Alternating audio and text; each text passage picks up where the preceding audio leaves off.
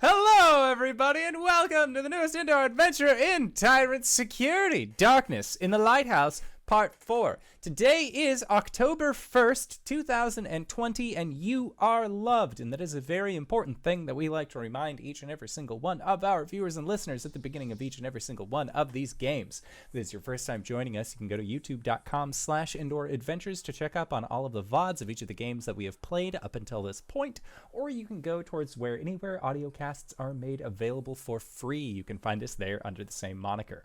And speaking of things that are being made available for free, you can go to patreon.com/indooradventures. That is where we are hosting our after show called Nights in the Courtyard, where we answer questions not only from each other, but also from the community.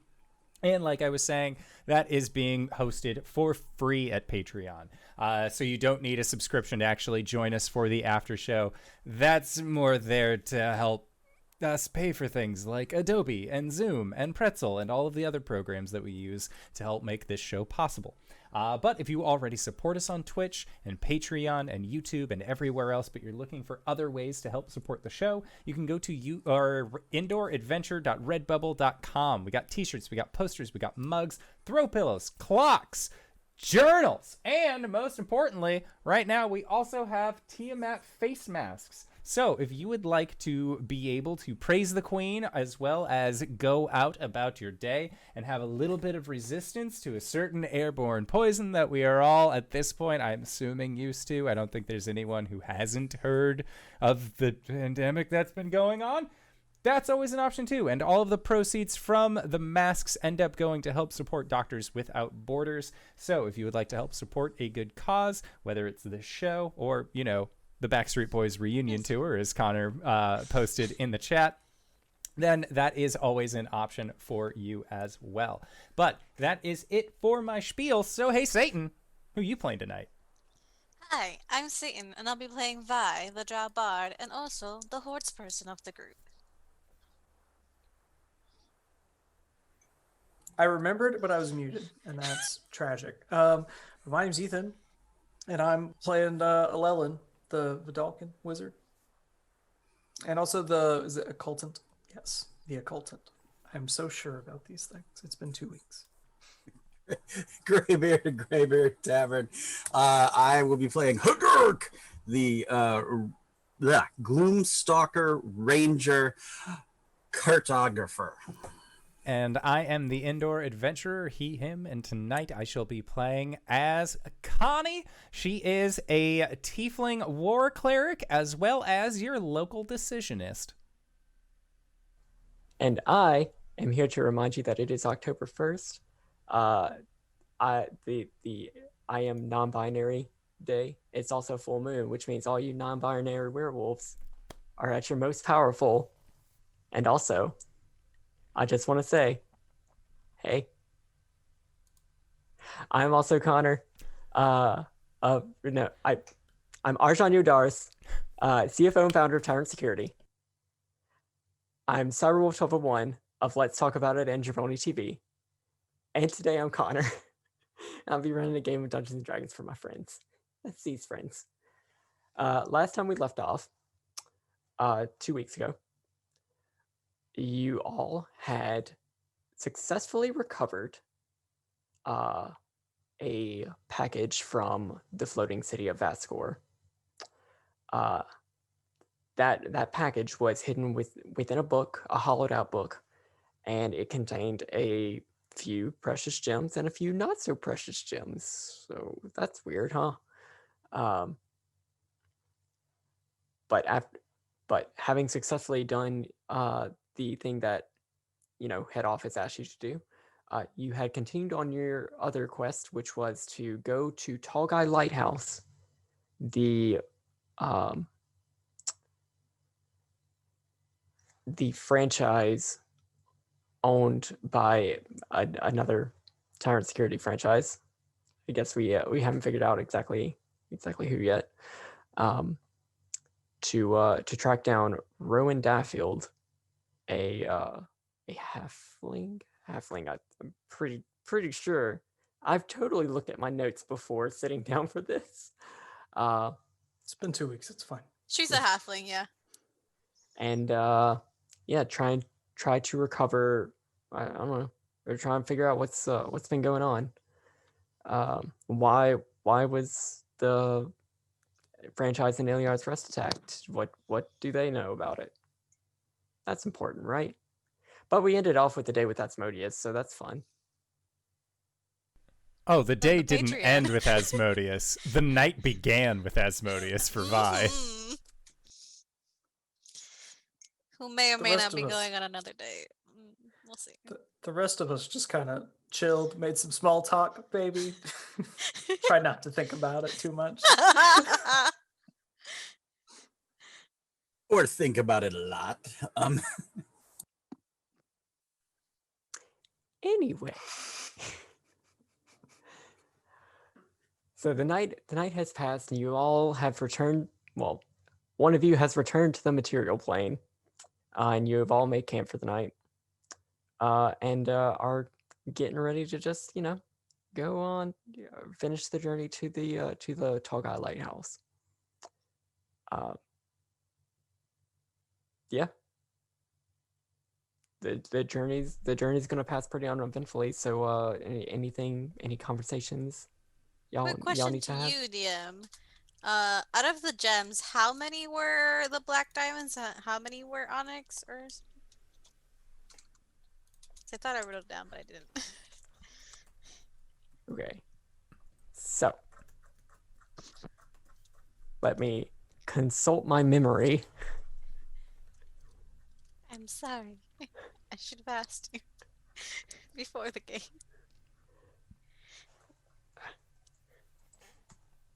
We had important things to discuss before the game, Yeah, Very many. definitely. Important. Okay. 4 of the gems are Mhm. real black diamonds worth 5,000 gold pieces.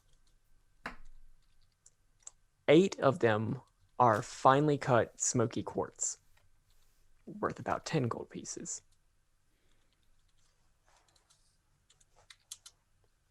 Okay. Just want to make sure I got those numbers right. Thank you. So, how were your nights? Well, Fine. I slept like a baby. I was having a great time. Did you enjoy hanging out with Grandpa? He seemed really excited to meet you. I definitely did. He took me to this little pocket realm where we had drinks because everything in the house tasted like ash. So, Well, that is a matter of perspective. well, maybe I'm just not used to the taste of ash, but yeah, that little demi plane was great. The drinks were amazing. We had a great time. He might call me again. Who Oh my knows? gosh, that's so great! Maybe if you just, tell him how much you like me again. Well, I already told him how much I like you. That's so sweet. Meanwhile, Hu'Gurk's looking in his pocket, figuring out how you put a realm in there. It's don't worry too much about it, dear. It was fine. magic. Magic's cool. Exactly. Magic. Yeah.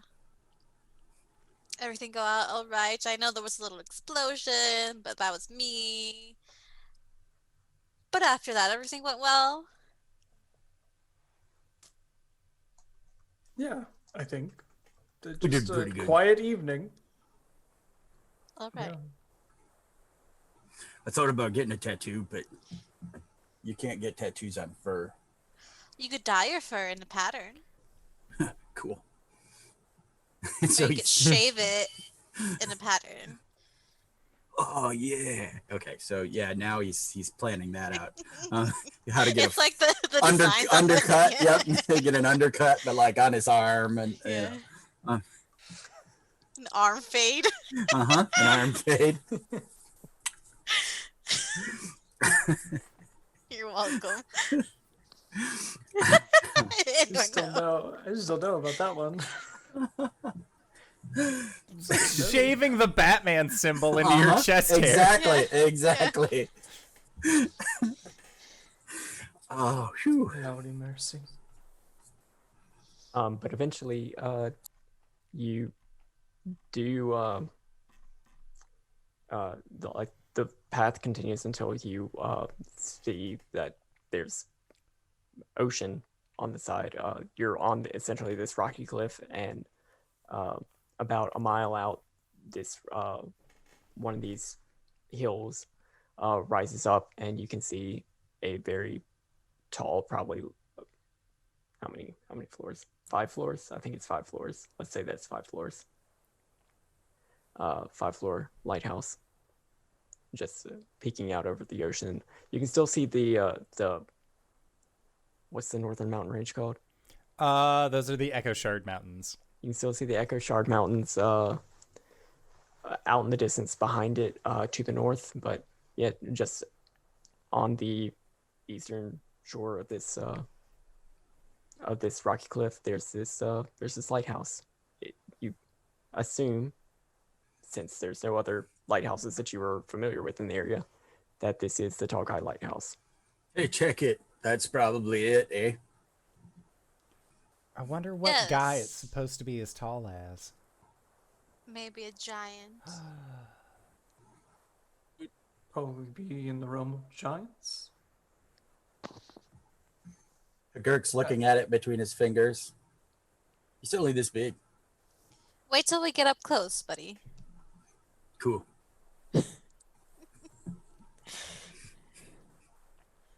Kirk learns perspective. We haven't been here in 2 weeks, man. I got a whole lot of Hu'Gurk to get out in this 3 hours, you know. extra gurky. Yes. So as you get closer, you see that out in front of the lighthouse, or actually on the beach behind it, you see 3 large tents that are set up. But the path also just leads up to the front door of the lighthouse. Do we see any people like milling about the tents? Nope. I say we go poke around the tents. Right. What time of day is it? It's like around like 11. Okay, only we degenerates wanna- would be sleeping, so they must be Yes. awake somewhere. Do we want someone to go in, like sneaking? I can make someone invisible. I'm super good at sneaking. We could just Dear, I can hear you from like 60 feet away. Really? Your armor. Oh, right. I mean, we Maybe could we could just put some like padding that won't. say hello, maybe. I don't. Do we need to surprise them? That could be startling. I mean, I imagine wouldn't how say we would react surprise. if. I could Imagine how we would react if someone just approached our campsite, all stealthily. The Gurk would I probably think you kill could them. have just. I think we could have just stopped at a approach our campsite. I think, like, you know, if there's nobody there, it's free tents. Sure. Let's just go then. Y'all can go on ahead, and I'll stay behind. All right. Like about 2 or 3 feet behind as you walk. Connie, you taking point on this, or? Oh, yeah. All right. Connie's all about meeting new people. So might as well. What is it? I can use the timepiece of travel for Far Step. What's think- Far Step do? Let me check. Checking my spells. You take one step. Long Strider. really far. That's the one. My speed increases by 10 feet until the spell ends. And Okay. it lasts an hour. All right, you use the orrery to do this. Yes. Roll percentile dice. Oh, Christ. I forgot about that. I didn't. I'm like, what is he doing? Whoops. That's a 17. You're good. Oh, all right. It's like a 1% chance that the universe just implodes. Eh. Yeah, so just pep in the step, long strider up. Yeah, so you make your way. There is a path leading down from the cliff to the beach where these tents are set up.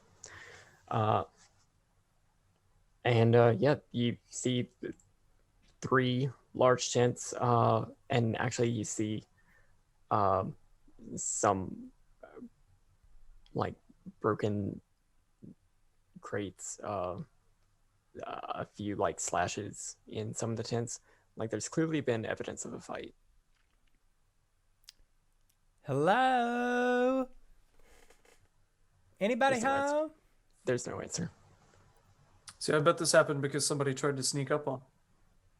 Just turns towards the group and mouths free tents.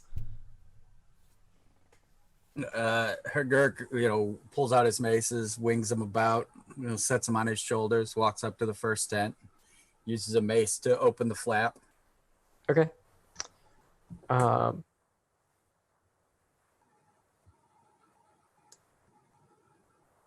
It is completely empty.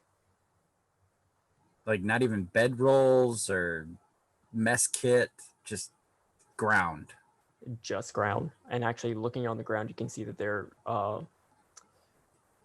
it looks as if something was dragged out. Like there's clearly like marks in the sand that the wind hasn't been able to blow away because, it's within a tent. Got it. Something or somebody was dragged out of here. All right, I'll check the next one. Mace, flap, open. There is something within this one. It is a chest. Dudes, loot. Careful. Make sure it's Yeah. not a mimic. Anybody want to do some hoodoo on it first, or? Or you can just throw something at it and see if it sticks. Cool. I'll huck a dagger. Oh, well, Make an attack roll. Huddle. Actions. Roll. Oh, this one. Waiting for electronic dice. Oh my god. Electronic dice. You have forsaken me. I forgot how bad you rolled last time. I got an 11. An 11? Okay, it hits. It just sticks in the chest. Is it bleeding? No. Nope. Oh. Well, it's probably fine. Ooh. make sure it's not trapped or cursed or both. Greg's like, I don't know how to look for curses, but he will check for traps. Investigation? Yeah. 16. You don't see any traps. So, my investigation, I forgot, is -2. So I just looked at the math on the D&D Beyond, and I'm like, I rolled 18. How did I get 60? Oh, yeah, I'm an idiot. All right. No traps. Is it locked? As you pull on it, yes, it is locked. Sweet. I will attempt to use my lockpicks. Okay, make a dexterity check, adding your proficiency with thieves' tools. Okay. Oh my god. All right. A 10. A 10. You fiddle with it. It's a better, it's like a more intricate lock than what you're used to. Would you like a help? Guys, this lock is crazy advanced. Do you want me? Anybody else? Give it a shot. Do you want me to help? Sure. All right. It's just a dex roll, right? With proficiency. If you're proficient with thieves' tools, then yes. I am. So then I will help you. Oh my god! Thanks. I'm gonna say that's because you've already attempted this, you cannot help. Okay, that sounds good.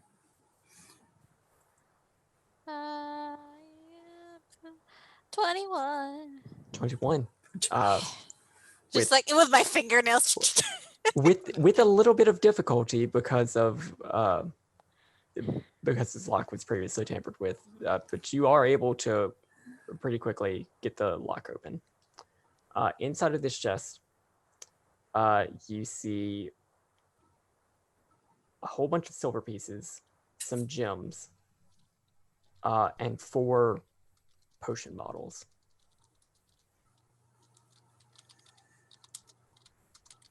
Ooh, treasure. Should I take it? Well, yeah. See why not? This seems like some sort of fight here. So I imagine whoever owns this won't be coming back anytime soon, Probably. if at all. And And if they Hu'Gurk- do, Hu'Gurk goes to grab the chest and put it in the cart, and then remembers we don't have the cart. And so Do he we have a goes, bag of holding? just Fuck. Hu'Gurk backpack. Unless you're gonna keep certain things on your own person, I'll dump all the silver into my pack. No, You that's eat- fine. I'm just gonna keep note of it. Okay. Maybe I Yeah, can like count it before you put it in the bag. Would I be able to count and see how much silver and gems and Can you count to 500? yes? There are 500 silver pieces. Okay. Alellen, is this like, what kind of potion is it? This. good 4. question. Potions are like magic items, right? Mhm. Okay, then I'll take the time to cast Identify as a ritual. Well, 3 of them are readily apparent to you. They are 3 potions of healing. The last one, something else. Okay, well, then I'll take the time to cast Identify and figure out what it is. Okay. After It's like 10 I minutes, think like 10 minutes. Yeah, that'll be good. Vi, you were able to identify like the value of the gems, right? I believe so. Yeah.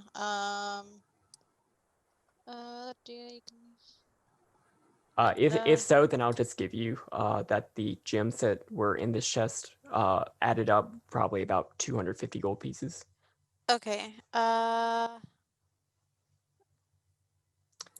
Alellen, this is a potion of heroism. Oh.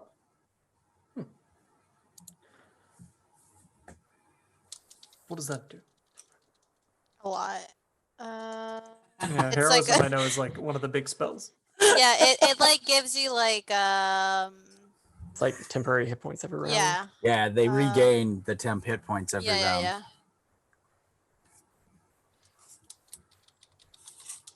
Is anyone I'm just- feeling heroic? A potion of heroism gives you 10 temporary hit points for an hour, and while you have those, and for that hour, you are also affected by the bless spell. Oh, I put all that in my notes of what we found, but I can put like who has what if you want to split it. The potions of healing are just regular. Mhm. Okay. I feel pretty heroic most times.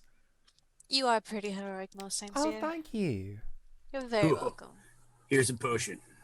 All You're right. gonna put it down in your inventory? Yeah, I'll take the potion of healing or potion of heroism. Yeah. I will put a pot of heal in my inventory if nobody Yeah. minds. I think we can split the other 3 between us 3. Okay. Cause I don't have one. Okay. I'm gonna put. I might leave it in my notes, but I'm gonna put who has it just in case. Bye.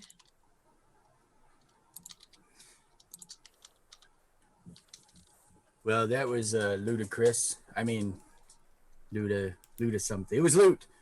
Next tent. He lumbers off. Next tent, is just a few smash crates. How many more tents is there? There are only 3. Oh, okay. Cool. All right. So, there were people that were dragged, or there was a thing that was dragged out of So- one of these. Yeah, so pretty much all these tents were empty besides like a few smash things and this chest. It looks like everything else within these tents, anyone else within these tents, were removed somehow. You've seen drag marks coming out from the beach, or coming out of the ground of the tents, where there's sand. But once you leave the tent, it looks like the wind has blown pretty much everything else away. Okay. Do you think that Daffield girl did this with her roper? That would make sense. Wouldn't the roper beat up the tents though? I thought ropers drag people. I know, but I don't know. Flippity whippity, they got like tentacles or something. I'm going to be honest, I've never seen a roper in my entire life. Well, that's kind of their natural defense though. If you haven't seen one, that means that the roper is doing a good job of making sure that you don't see it. Most likely, yes. You've probably seen at least 10, 12 of them over your lifetime. Just on average. That's true. You just didn't know it. I've never noticed a roper in my entire life. There we go. All right, well, I'd say that we go and check out the lighthouse, because there's not much that we can do with these abandoned tents. There's rips and tears on them, so I don't think that we would really, if we took them back to town. And we don't have a cart. There's not much that we could do to sell these. So, I mean, y'all do have a cart. It's just up on the on a hill. Oh, I thought we got ponies because there was no cart because we had teleported without the cart. Oh. Yeah. No, I think you got a cart at the floating city, maybe. Oh, we did? Okay. Yeah. Pretty sure y'all got a cart. Yeah. Okay. And then you did an animal handling check and it kicked you. That's right. Okay. Yep. Yeah, because this was not our bud horse. This is a different horse. Okay. Yeah. Cool. It's been 2 weeks. Yep. Yeah. All right. I remember you getting kicked by a horse, so. You'd think I would. Yeah. We'll. Are the thing, tent, isn't it? Are the tents By a shredded? horse. Yeah. You'd think you'd remember. Well, if you get kicked by a horse, there's a good chance you don't Because you remember won't. that. Yeah. Either because you have a concussion or because you're dead. So are the tents shredded? I hate to be that kind of player, but Hu'Gurk would definitely. They are not shredded beyond a good mending spell. Cool. Okay. So maybe on our way out. So to the Tall lighthouse? guy? Yeah. Notice now that it is much taller than the last time you checked. Yep. He puts his fingers up. Yeah, and as you make your way to the front door, you see that in a little iron plaque on the side, you see the Tyrant security symbol, as well as Order of the Stout Half Pint. Cool. So wait. I guess this is where the branch is located. Was there located. Also, make a perception check. All of us. I have or just one of advantage on us? this. Everyone. Okay. Oh, that one of Wait. those was a natural 1 and one of those was a natural 19. So 22. Natty 20. Nice. Right. 16. 12. Just 12. Alellen, your eyes are drawn to the other side of the door, where on one of the bricks of the lighthouse, just written in this kind of rough handwriting, you just see Gwen was here, bitches. With a Z. Knowing Gwen, yeah, there'd definitely be a Z. Gwen. Everyone else, or everybody who got above a 15, which I think was everybody else. You see these wires running into the tower walls. And you see that just following the wire, you see that it's connected to the lock. The lock of the door. Oh, okay. The lock is trapped. That, yeah, you would get the sense that, hey, this is probably trapped.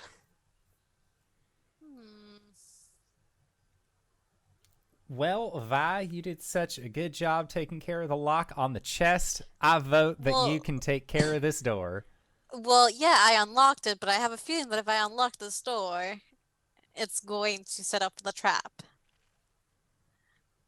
I can try and... So that's 2 votes for Vi unlocking it, 1 vote that's- against. I'll put a third to that. So that's 3-1. Now that's just rude. I call it fair. I was not Why? prepared for that book opening that occurred. I wasn't prepared for that either. Well, you're prepared for this. It'll be great. You're going to do fine. Grandpa's on your side. And if you do this, I'll be sure to put in an even better word. Guidance. And Hu'Gurk runs around saying, "Anarchy! Anarchy!" Oh god. I don't know what it is, but I love it. I don't have to vote that way, right? If I just say that. What does my cousin have to do with any of this? Abstain might be the word you're looking for. Oh, that one. All right. I will... Fine. So 5. Yes. If you do not just want to start tinkering with this door and get a better sense of the situation, you can make an investigation check. Please. You have an additional D4 to your ability checks. Because of guidance. What is... how long do I have guidance for? Up to 10 minutes. 10 minutes? I'll probably use it for actually unlocking it. I got a 17. Does I Okay, have a minus one? Yeah. A 17. Just getting a better situation about like where this wire is passing by. You actually see that on the door, like just underneath the handle, there's this tiny button. All right. So, would I get the sense that I have to like render useless the button to... You're getting the sense that the button is how the occupants got into this place without triggering the trap. Oh, okay. I think I got it, everyone. I knew you could do it. I haven't actually touched it yet, but look at this. She'll like grab the handle with the button press and like open it. And the door opens. Inside, you see this square room, just completely empty. But yeah, I did it. Awesome. Here we are. I knew you could do it. You're so smart and beautiful, and it's clear to me why Grandpa invited you out for round 2. Well, he hasn't yet. He said maybe, which I find really, you know. Hu'Gurk, you smell a dead body. The girl was just talking about dates. Yeah. Dude, something dead in there. And as you all like look into the room, you see that on like toward the back of the room, under just a whole bunch of like paper, parchment and stuff, there is this very large humanoid just slumped over. Is that the tall guy? He looks about 7 feet tall, yeah. This is probably his lighthouse. Dude, are you dead? It smells like it. Like, are you one of those dead that's like gonna creep up and Oh, not again. spew goop on us? That kind of dead. Hello. Not cool. All right, don't jump up at us. And Maybe you should check it for the mark. yeah, and that's Hu'Gurk's gonna go in and try to see if it's got the mark on him somewhere. Yeah, so as you enter the room, you look around for the mark. Okay, you brush some of these things aside, and clear as day, right on this Goliath, you Maybe see if you cut it, mark. like slash it and disturb the mark, it won't actually do anything. Hu'Gurk, Oh no. uh, as the ghost of this figure enters the room, Okay. and uses its horrifying visage at you as you're looking at its corpse. Everybody roll for initiative. Oh god. Damn it. 12. Woo! We can use the Zoom chat. Right? Yeah, Yeah. please use the Zoom chat. Uh, Unless Endor didn't account for the Zoom chat. It's been 2 I weeks. did. Now that we have, now that I am like better situated at moving around our layout stuff, Zoom chat's attributed for, counted for. Shit. Alellen apparently does not fuck with ghosts. I used the wrong game. But To be fair, Alellen, in Ravnica, ghosts kind of rule all of the Orzhov guilds. So like seeing a ghost here is just like, oh fuck, debt collectors.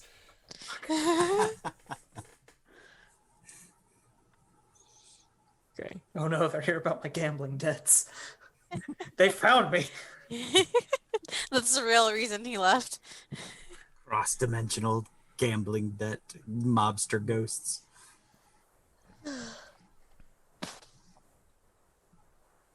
Also, I need everybody to make a wisdom saving throw Why? because this ghost is using its horrifying visage. 18. 23. 14. 18. Oops. 14. Okay, so nobody got under a 13. No. No. Oh, that Okay. was a close one. Okay, you are all not frightened by this because, I mean, this isn't the first dead body with this weird mark. We ain't afraid of no ghosts. Had an undead come out of it that you've seen. You're I've used to dealt- this by now. I've dealt This with is- many dead bodies. This is a strangely common occurrence for your group. It is. Uncool, dude. Uncool, man. Hu'Gurk. Yes. It's a ghost. I don't have a magic anything. I don't have a silvered anything, and Hu'Gurk wouldn't know that, so I guess I swing a couple maces at it. Okay. Make your attack rolls. Oh, fudge me. Okay. 12. 12 hits. Oh, okay. And another 12. Okay, 12. so 2 hits and 4 damage. And hey, you stop. They really need it to be so you can move the roller over top. Bunch of garbage. 8 points altogether bludgeoning. Whoosh, whoosh. Okay. Non-magic, non-silver, non-blah. Okay. Yeah, it looks like as you're hitting, there is a little bit of resistance, but mostly your weapons just go through. You get the sense that it is resistant to these attacks. Okay. Kiani. I'll give you at least points for trying, but really that was just like some low-level ghost stuff. You really need to step up your game. Try again next time. And she's going to cast Guiding Bolt on this thing. Okay. She's used to dealing with scarier things. Apparently. I'm going to use my inspiration because I had one of those laying around. That is still a 7. So spell slot fizzles.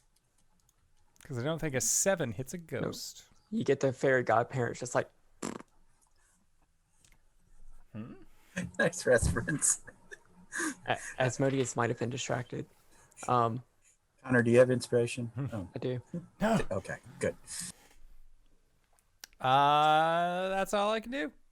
Vi.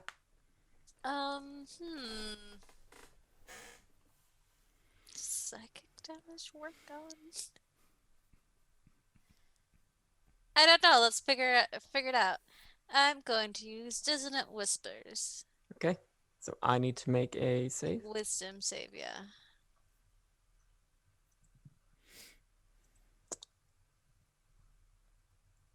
18. That saves, but I believe you still take half damage. This is not a... You take 4 points of psychic damage. She starts creepily plucking at her violin. Alellen. Oh, it's me. Alellen is going to cast a fancy spell that I believe he just learned, Mind Spike. It's because I don't know, maybe the ghost wants to run away, and that we gotta know how that happens. So that would normally be a wisdom save, but I have portents, and so I think that ghost just rolled a 6. All right. Wisdom save? Yep. 7. All right, so that's a fail. And the ghost takes 16 points of psychic damage. And it's got a little spike in its mind. It can't hide from me anymore.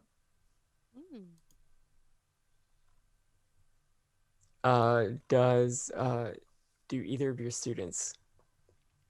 Oh yeah, that's right. They need to do that. What can Dex do?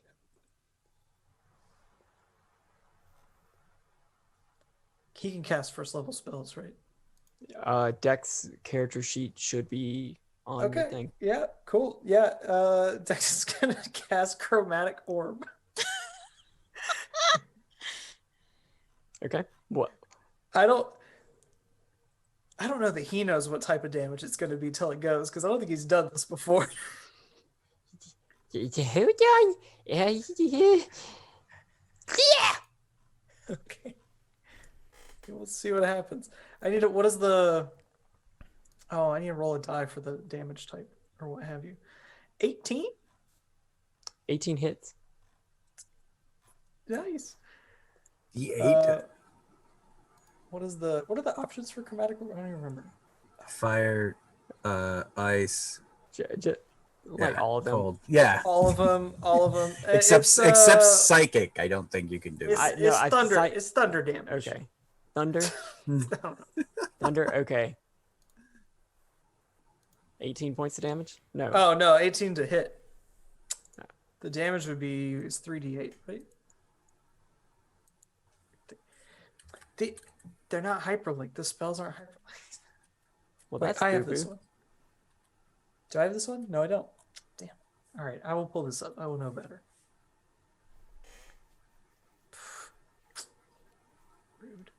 Rude to not be hyperlinked in stat blocks. Wow. I'm looking it up in my. There it is. It is 3d8. Yep, there we go. Ah, 18 points of damage, actually. Okay. Yeah, with a powerful thunder, Dex whips his wand out, and this ghost is smacked with a whole bunch of thunderous, orby goodness. Doesn't look like the full spell took effect, but he did good. Pat, you doing anything? I don't have a stat block for him. Yep, because I never finished making it. What does he do? So I linked a one of Kobold Press's Kobold Trapsmiths in our chat. Why does this happen to me in every game I'm in? I always have a whole party of adventurers. It's because you keep playing in my games. That's true. Yeah, You keep adopting children. I guess it's just like the crossbow, Right. I don't Do know. Do I it. guess. Like what else is he gonna do? Okay, so that is a dirty 20 to hit. Which hits? And a Constitution save, please. Unless this thing is immune to poison. It is immune to poison damage. Yes. Okay, so And the then poison it just condition. okay, so then it just takes 4 points of crossbow damage. So 2 points. All right. Yes. It is now the ghost turn. Look at that. Wow.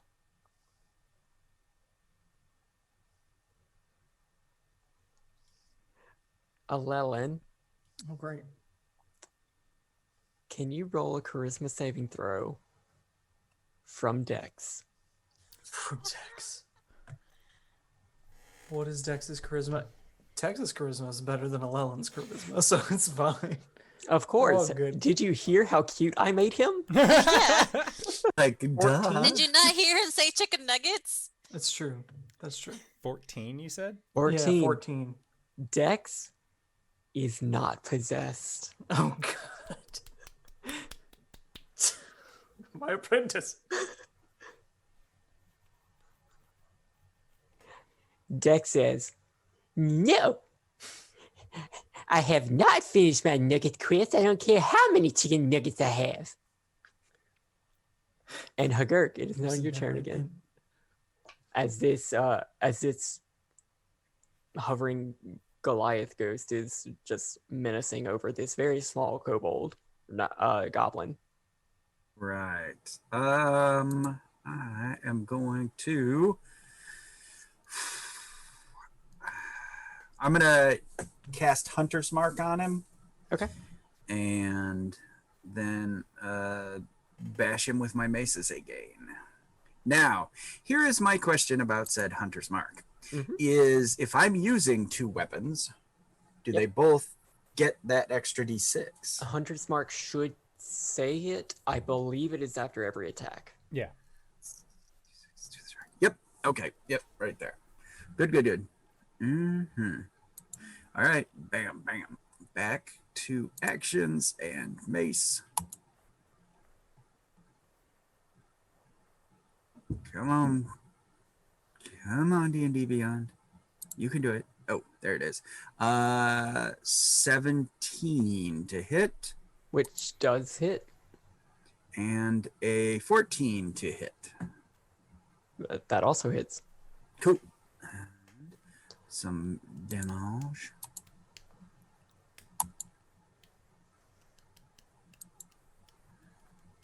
So 11 so far, and then for the Hunter's Mark damage is 9. So 9 magical and 11 bludgeoning. So 20 altogether. Correct. This ghost had 10 hit points left, so even if I halved all the damage, you did just enough. As you swap back your maces at this ghost, it vanishes. Cool. Magic. Good Clack, job, clack. big guy. He clacks his maces together. I was just like, well done, Dex. That was mighty magic. You're a powerful wizard. So, whenever you were looking at this corpse, you were brushing aside a whole bunch of pieces of paper. You can see that some of them are like maps, and then you get a better sense of like the room around you, especially like this wall. You see a number of maps that are just like pinned up on the wall, running all across this wall.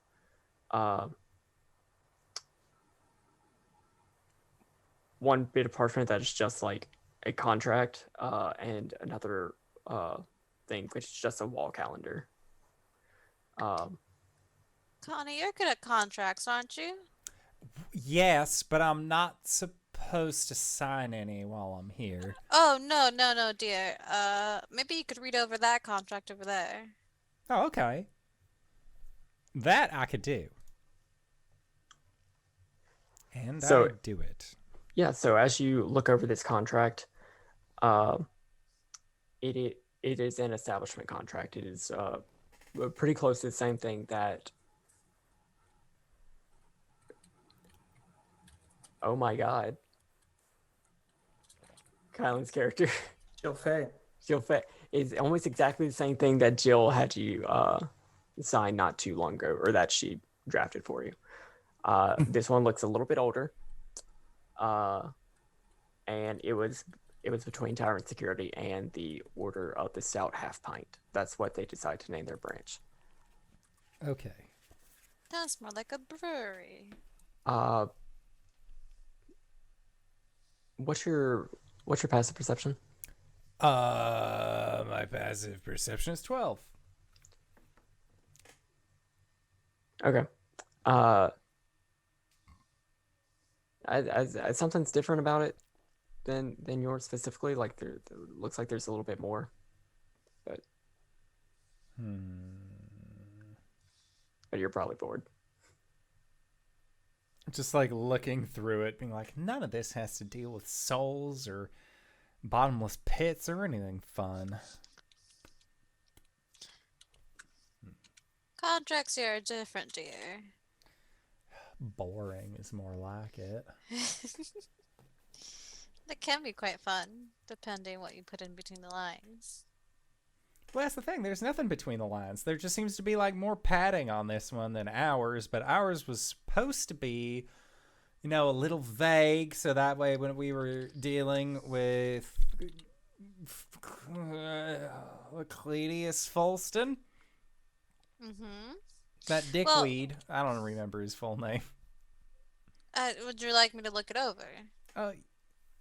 A second set of eyes couldn't hurt. I'll give you some guidance. Okay, thank you. Should I make an investigation check? Yeah. What's your passive? 13. 13. Okay. I mean, just like being guidance and Yeah. Can I add the guidance to my passive? just being told that, like, hey, there's a little bit more padding, and knowing that is something that you should look for. Going through, you see that there's like a little bit of extra context to this contract. It is between the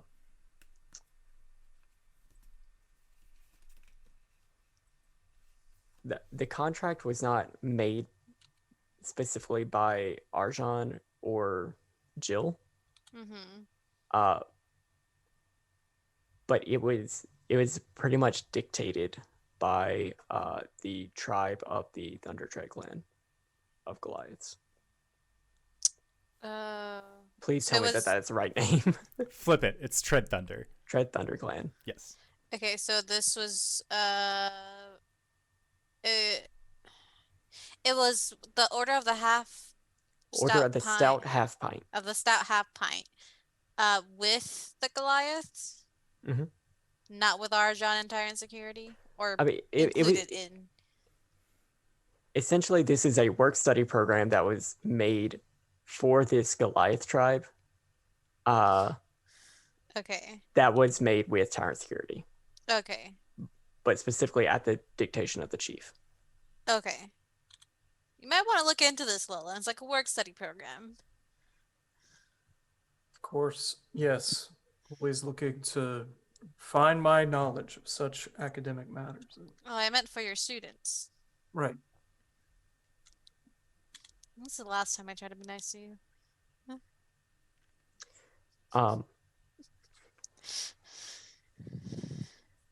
Yeah, there's also these maps that are all along the wall and this calendar. Is there anything important on the calendar, like any dates marked, anything marked on the maps? Yeah, Hu'Gurk will help you with the maps. The wall calendar, well, first off, it has the name Wizzy on it. Wizzy.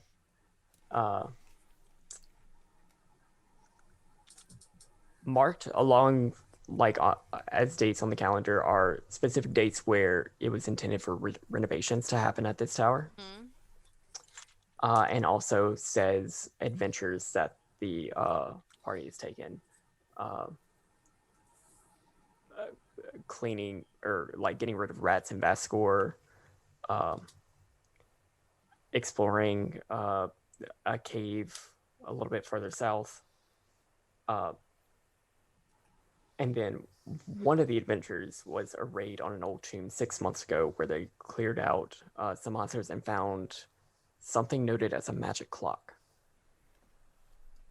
Cool. I'll say this out loud to everyone. And as far as the maps, a lot of them are showing what you would what can be deduced would be trade routes. A lot of the roads going in between Vascor to Sir Shelley to Shroudport. And actually, a lot of them converge on Marysville to the south. It's a coastal town. And among the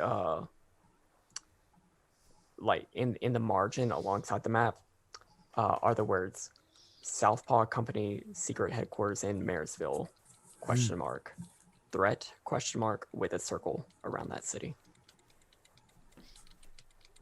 Well, it's possible we now know where the secret headquarters of the Southpaw is. That would be good to know. So there's just a question mark in here, so I don't know how. It could be worth checking out if we have the time. I'm assuming that if the people here were killed, they might have been onto something. That's reasonable. Yeah, because like the big dude here has the symbol and stuff, so that'd Yeah. But Pretty- the symbol that's on him isn't. That's not the Southpaw symbol. That's something else. We don't know Yeah. if the Southpaw people and then the dragon sword head tattoo people are like hanging out best friends kind of thing, right? be. Yeah, but we're pretty sure they're in cahoots. I mean, it'd be really weird that they both showed up at our place and took Yeah. the place down at the same time. Well, without- technically, we showed up at their place and took it back. Well, yeah, okay, that does make sense.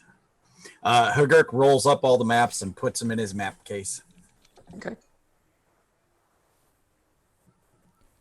All right. Well, it's a 5-floor lighthouse. We're on the base level.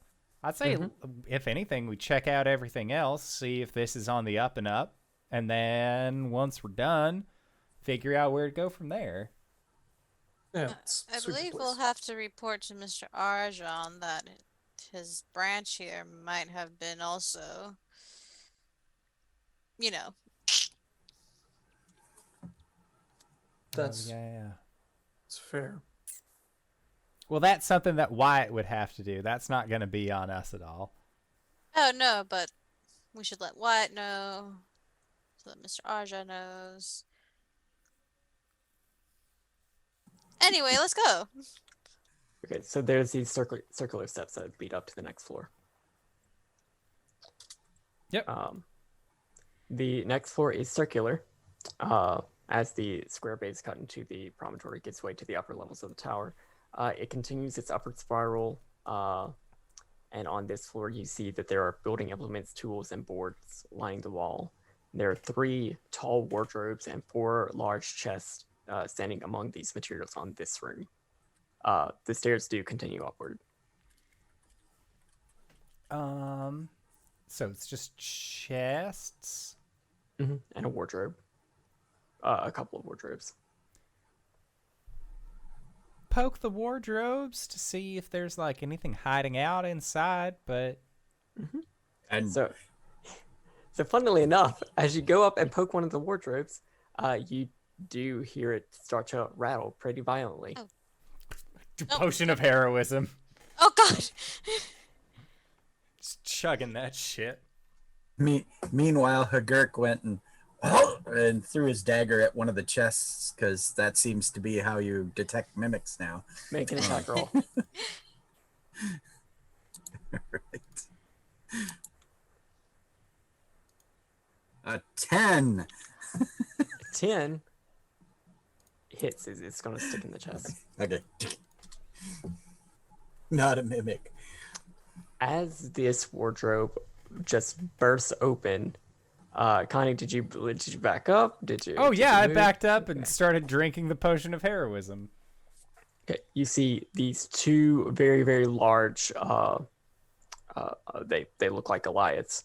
and two very, very small, clearly not Goliaths, step out, fall to the ground, and in this like sort of spidery motion, just sort of like get back up and Oh no. lunge at the party. Oh! Everybody roll for initiative. Oh no.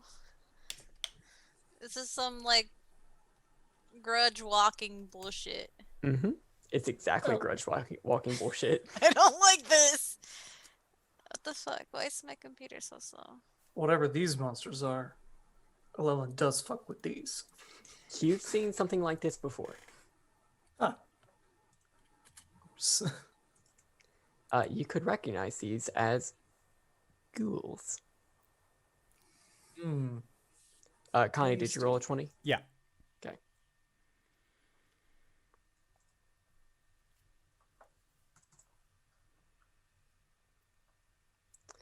Up first is going to be one of these ghouls, and Connie, I'm assuming you were the closest, so it's going to attack you. All right. It's going to come up and make an attack with its claws. Its big, meaty claws, because this is a Goliath. Big, meaty Okay. claws. I'm assuming a 9 hits you, right? 9 Absolutely, hits my viciously. shield. All right. Bam. Alellen. Yeah. How many of these guys are there? 4. 4? That's a lot. Mm-hmm. That's a lot of them. Mm-hmm. Let's see. Let me Yep, see. one of y'all had to go up and poke them. Mm-hmm. Yeah. 4 of them. Well, that's perfect. All at second level, we're going to cast Jim's Magic Missile. And Alellen will begrudgingly hand over the gold coin to this grubby little hand. And yeah, that's 4 attack rolls then.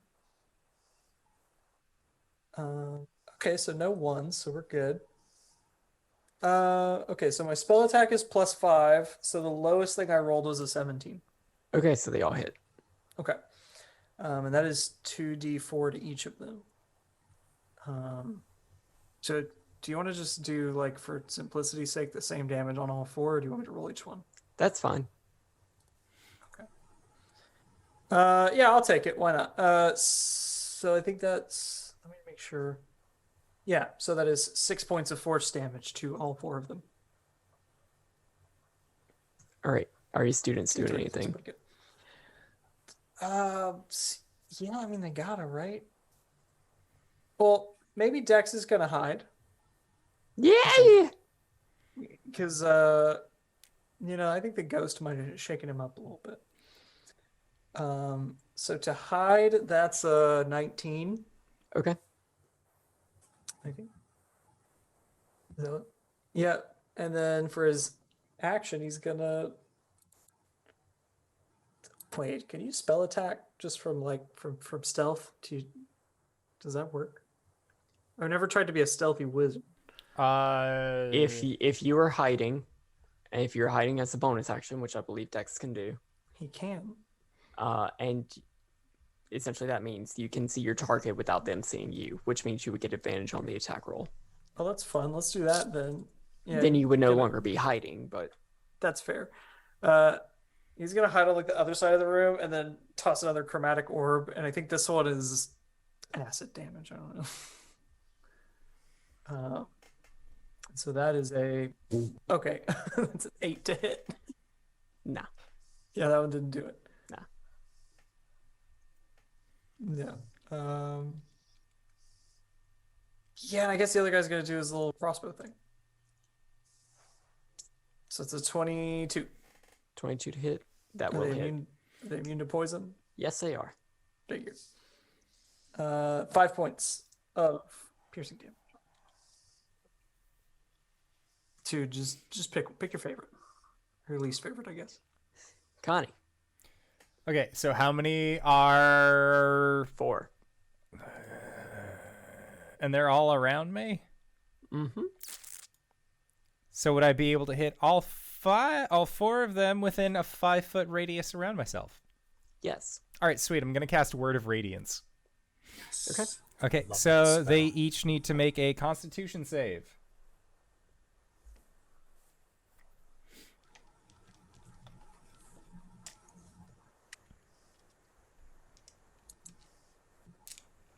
6.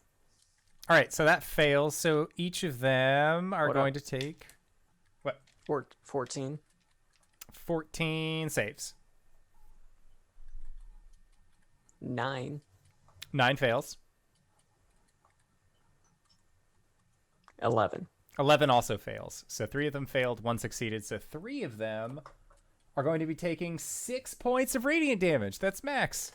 And then the one that succeeded takes nothing. But Connie just, she lets out a yelp and just, help me, Grandpa! And like, as she calls out for help from Grandpa, that is the word of radiance that then shoots out around her. This one, or go ahead. And then bonus action, using a first level spell slot, Shield Faith. As you cast out this word of radiance and this pinkish, this like rose gold light just emanates from you, one of these ghouls actually like jumped over it and it just to pounce at you. So it's gonna attack with its claw. It's a very small halfling. Does a 17 hit you? A 17 does not hit me. All right. Another one of these ghouls is going to come at you, Alellen. Fair. And with a 11 is going to not hit you. Miss. Okay. Miss. Vi. For some reason. Yes. My turn.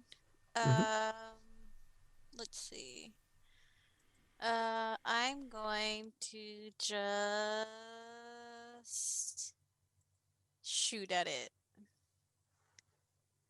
with. Okay, I need to learn how to play a fucking bard. So my AC has mage armor factored in, but I didn't say I cast it. How do you want to do that? I can mark the slot now, or I can get hit. Up to you.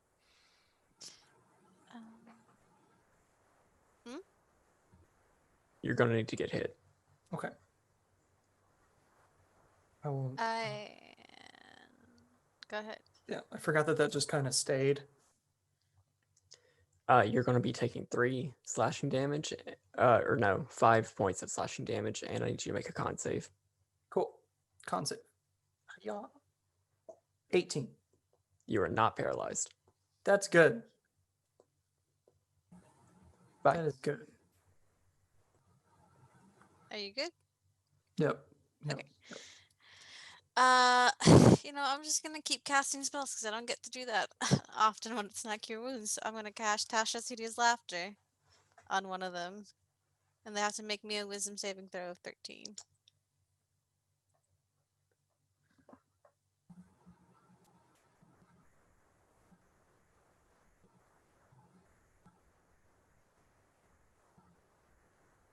$19. Yeah, that saves. It doesn't give me like an effect because it's just like Mm-hmm. that's it. Hu'Gurk. I tried. So, at the start of your first turn of each combat, your walking speed is increased by 10 feet, which lasts until the end of that turn. If you Hu'Gurk take the, got zoomies. yeah, Forgot the you zoomies. if you take the attack action, you can make one additional weapon attack that deals an extra D8 damage of the weapon's damage type. Mhm. So I'm gonna get 3 mace attacks this turn. So mace number 1, mace number 2, mace number 3. I should have given you inspiration. Is what I should.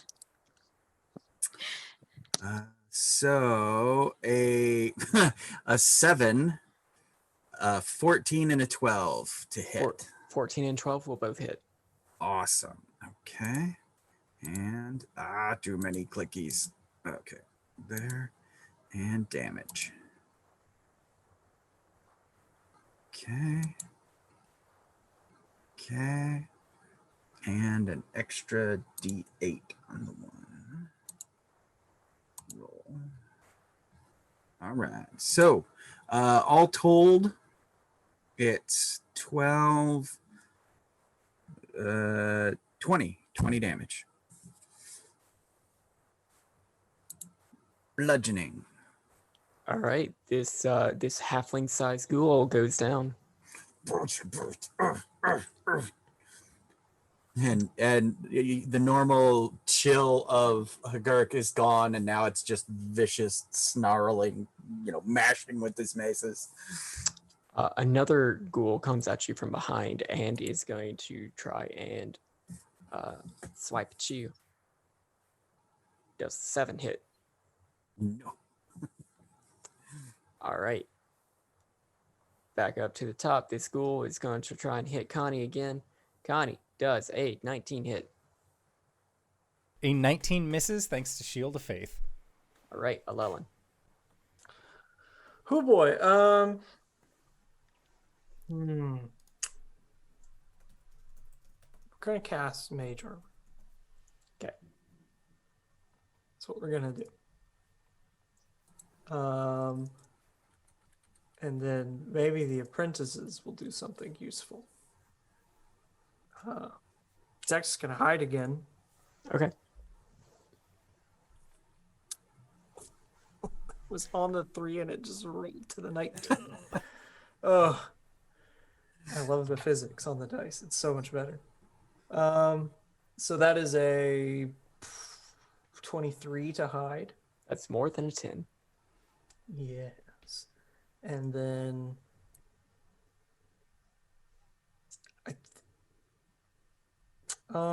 yeah, he'll shoot with a short bow, sure. He's out of magic for the day. Won't be. Not doing particularly well with that either though. That's a 6. 6 will not hit. And the other one rolled a dirty 20 Dirty 20 will hit. for 9 points of piercing damage. It's like all those extra crossbow classes are paying off. Connie, the ghoul that is harrowing you, is sniped down by Patsy the Kobold. Give Patsy a thumbs up. It's now your turn. Okay, how many ghouls are next to me? Just one. Just one? Okay. I'm gonna hit it with my long sword. Yeah, or at least I hope I do. That's a natural 20. Blomp, blomp, blomp, blomp.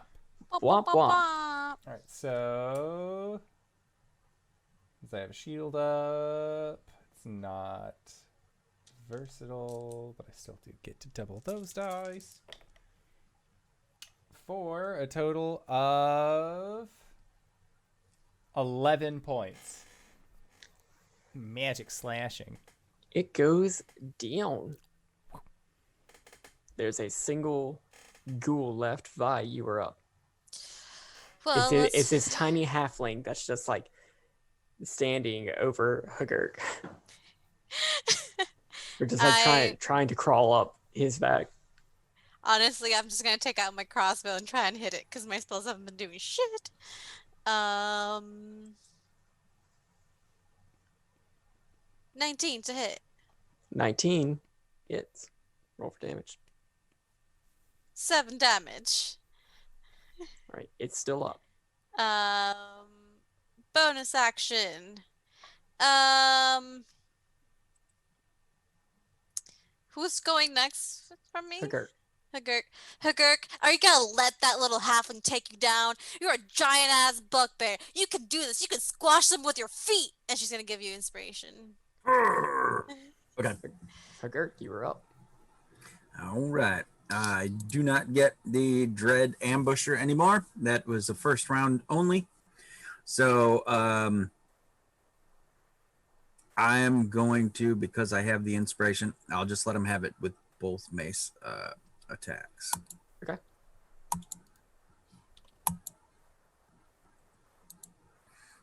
That's an 11 and a 17. The 17 will hit.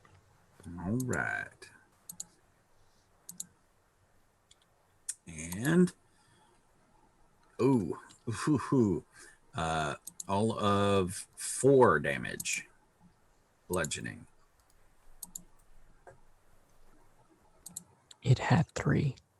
Oh, block.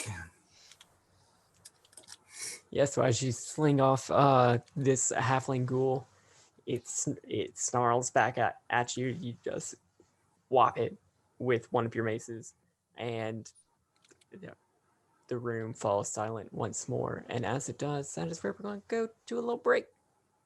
Yay! Yay! I would like to say thank you so much to Cyber for running this game. We're going to try and be back in 5 to 10 minutes, so don't go to a place unless it's to grab a food, grab a drink, grab a friend, or possibly go to indooradventure.redbubble.com. Pick yourself up something nice, and we'll see you guys shortly. All right, everybody. See you soon! We are back! We have returned! We are... just gotten done fighting some ghouls in the second layer of this lighthouse. Yeah, so you see, I mean, you have gotten rid of these ghouls that were hiding in one of the wardrobes. There's, other chests and wardrobes within the room, but yep, the stairs continue up. Poke around at the other chests and stuff, just to see. Yeah, well, one of the chests has a knife in it. That one's the safe one to open. Okay. So you open it and you find 11 pieces of black rock.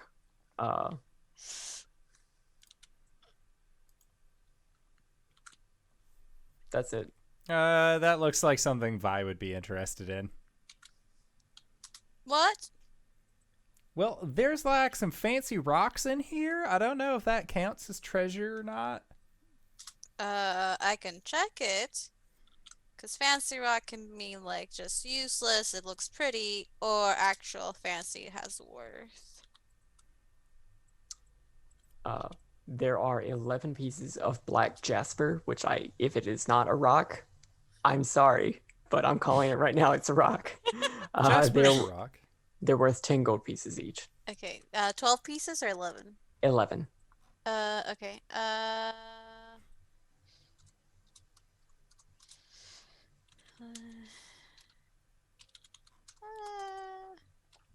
Wait, 11 or 12? Sorry, my mind just like. 11.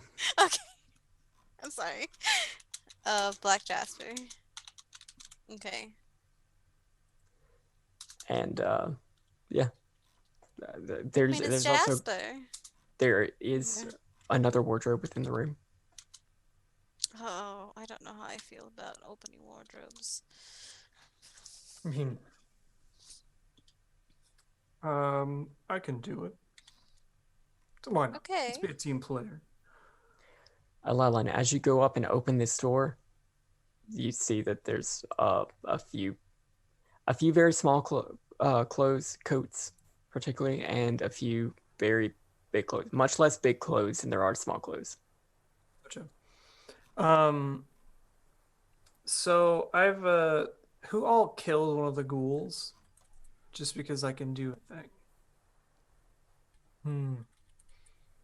Yeah, I think we'll test this out on Hu'Gurk since I've never used it before. But You're using Hu'Gurk as the guinea pig. yeah, we'll use this as a guinea pig. So I'm gonna read the kill. So over a period of 1 minute, I can study a creature killed by someone in your franchise, and that character gets a D10 that they can use on any type of roll. It seems attack roll, ability check, or saving throw, which I think covers about all of them.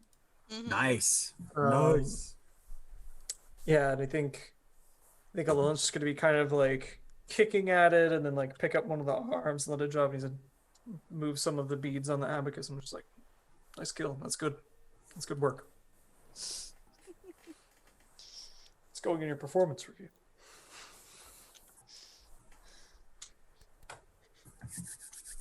I can do that once per day. So Awesome. do it now. Don't ask it me lasts, anything ever again. That's what you're saying. over the next hour. That lasts for an hour. That D10.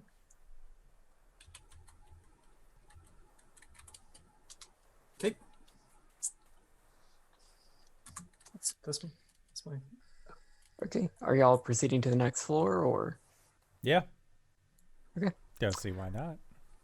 You continue up the stairs, and you do have to come off at this point. As you step into the single room of this floor, you hear a snarling and a growling. On the opposite side of the room is what looks like two vicious-looking hounds with black fur. They smell of sulfur and rot, both wearing ornate collars of silvery metal. But as you look at it just a little bit further, this isn't two dogs. It's one. I want it. And you see that it is standing within a square scribed onto the floor, 10 feet on a side, edged with runes. And as this creature is jumping at you, the boundaries appear to be pushing the creature back as it tries in vain to cross through, and it is just snarling and jumping at it. I want it. How about this? How about we look at the rest of what this tower has in store, and then afterwards, if you can make sure that it's not gonna die, that, you know, like you're gonna feed it and make it go for walks and, you know, all those other things, maybe then we could keep it. All right. But look at it, it's adorable. It's just like snarling, Yeah. frothing at the mouth. Does it speak? No, it's just snarling and jumping at you. Wait, Okay. let me see. Do I have... Have I don't ever think seen anything like this before? Is it a hellhound? I've always wanted a hellhound. Make an Arcana Hellhounds are check. pretty great. What's on my head? That is a modified 20. You know that this is a type of Cerberus. It is not like, it's a type of Cerberus that was crossbred with wolves. It's not very common, but it is related to hellhounds. So dire Cerberus. It's a two-headed Cerberus. Okay. From the mythic goddesses of Theros. Oh, I'm here for it. Satan wants it. Satan wants this. All right, I will attempt to speak to it just in case. It'll be a waste of a spell slot if not, but okay, I'll try it. I'll give you all the inspirations.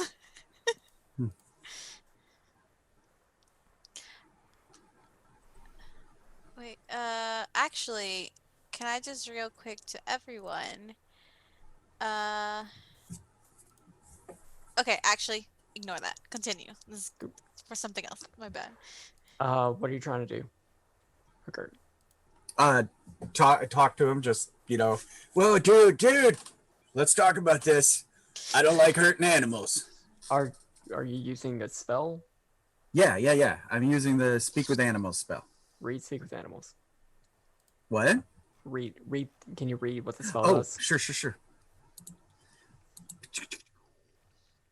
Spells. You gain the ability to comprehend and verbally communicate with beasts for the duration. The knowledge and awareness of many beasts is limited to their intelligence, but at minimum, beasts can give you information about nearby locations and monsters, including whatever they can perceive or have perceived within the past day. You might be able to persuade a beast to perform a small favor for you at the GM's discretion. Okay.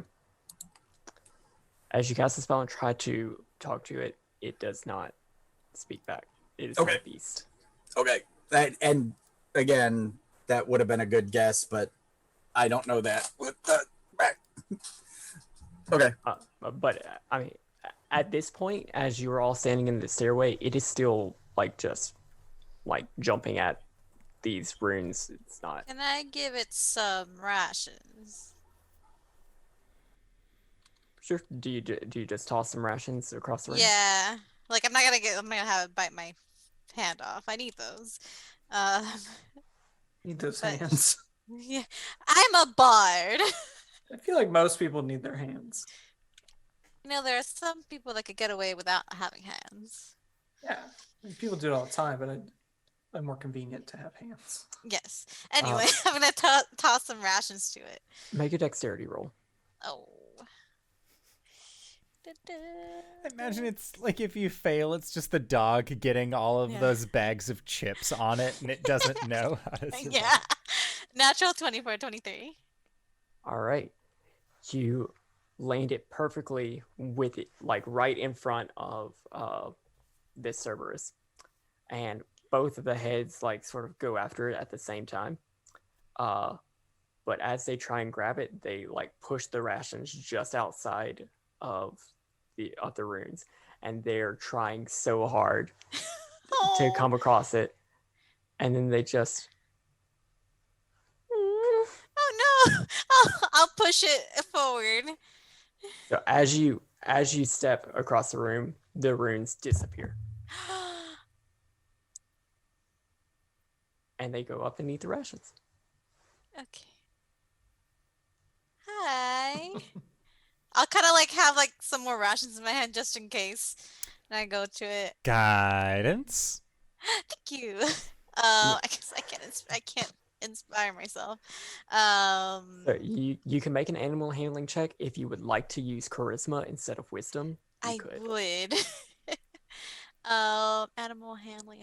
I'm half proficient in it. So 3 + 1, that's 4. So where's my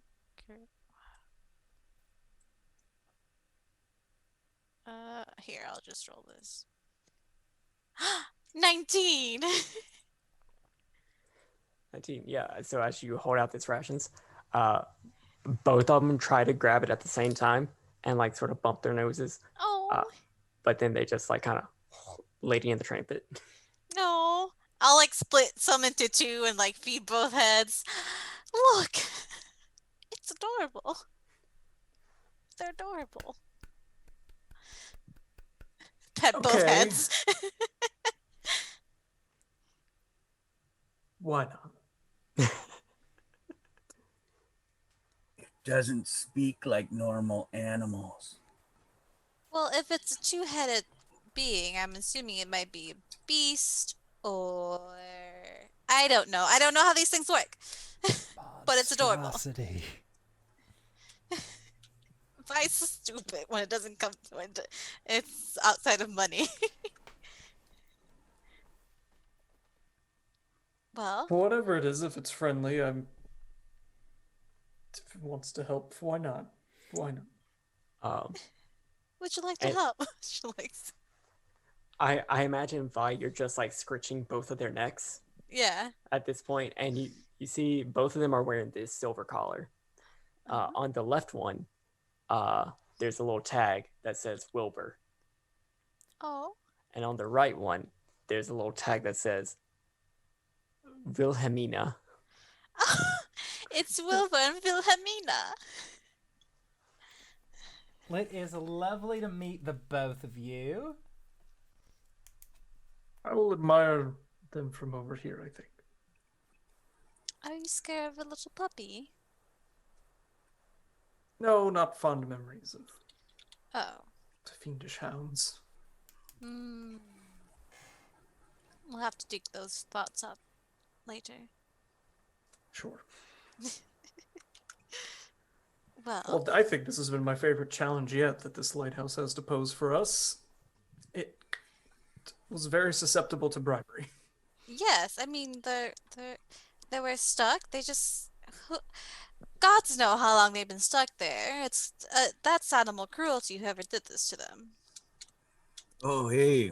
Okay, then like here, and I'll give Vi a couple of good berries to give them so that they are full and Thank not hungry.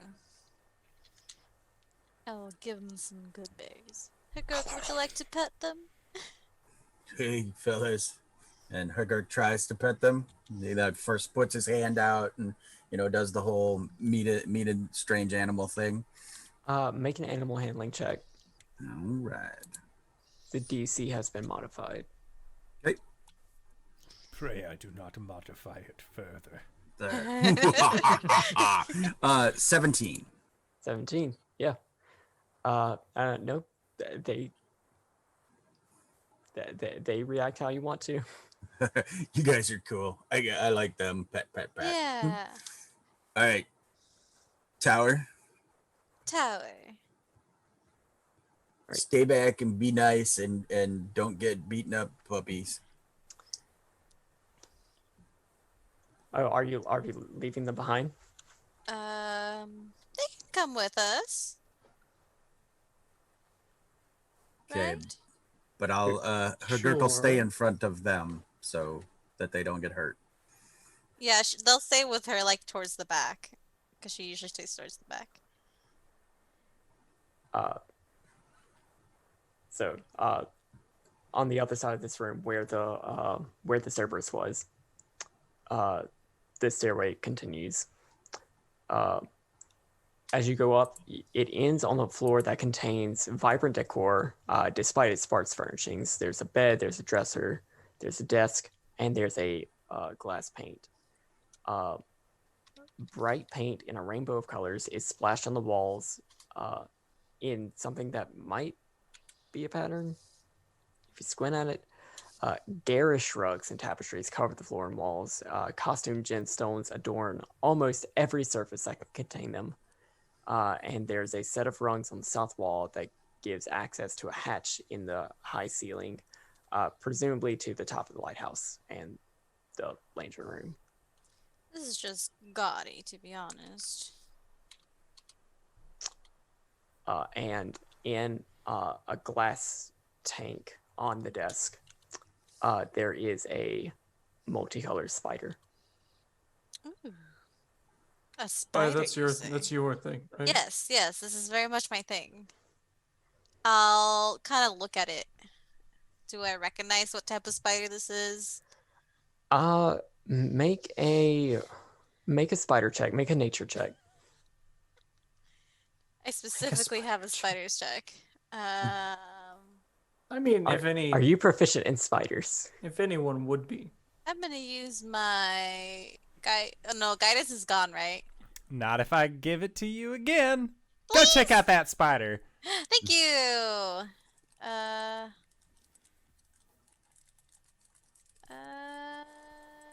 It's a D4. Mm-hmm. Please roll. Thank you. So 16 minus 1, 15 plus 3. Plus 3, because I rolled them separately. No, 15 minus 1 is not 16. It's 14. I'm tired. So Plus 3. okay, so I mean 17. that's enough to give you a little bit of insight. Yeah. This is you've never seen a spider with this particular color. And in fact, you don't think that it's a natural coloration. This spider has been altered.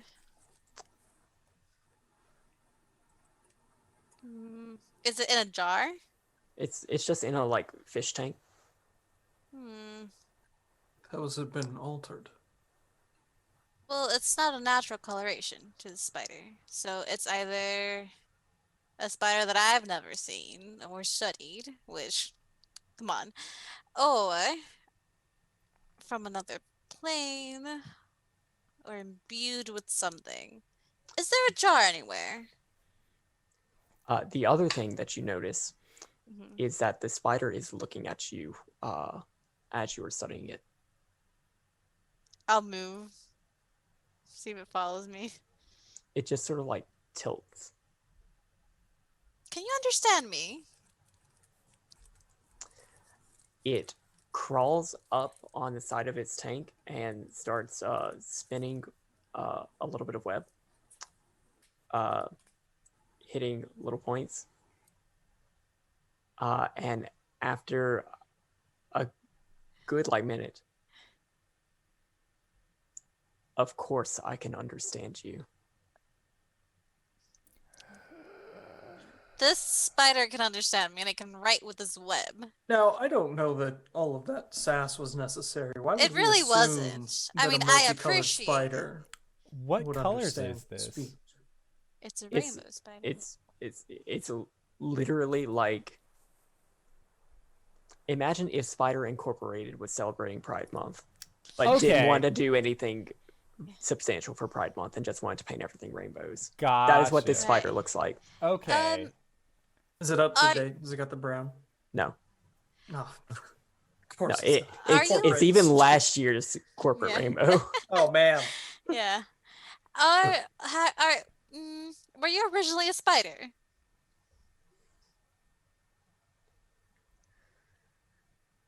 You could just raise like your left. Wait, hold on. Has it been 10 minutes since the last room? Mhm. It's been over 10 minutes? Again, no. Okay. And Hu'Gurk begins making spider noises. Speak with animals is still in effect then. Cool. What do you say? Hey, wait. Can you talk to me? Like, you know, bugbear, I'm spider. Mono, I'm spider.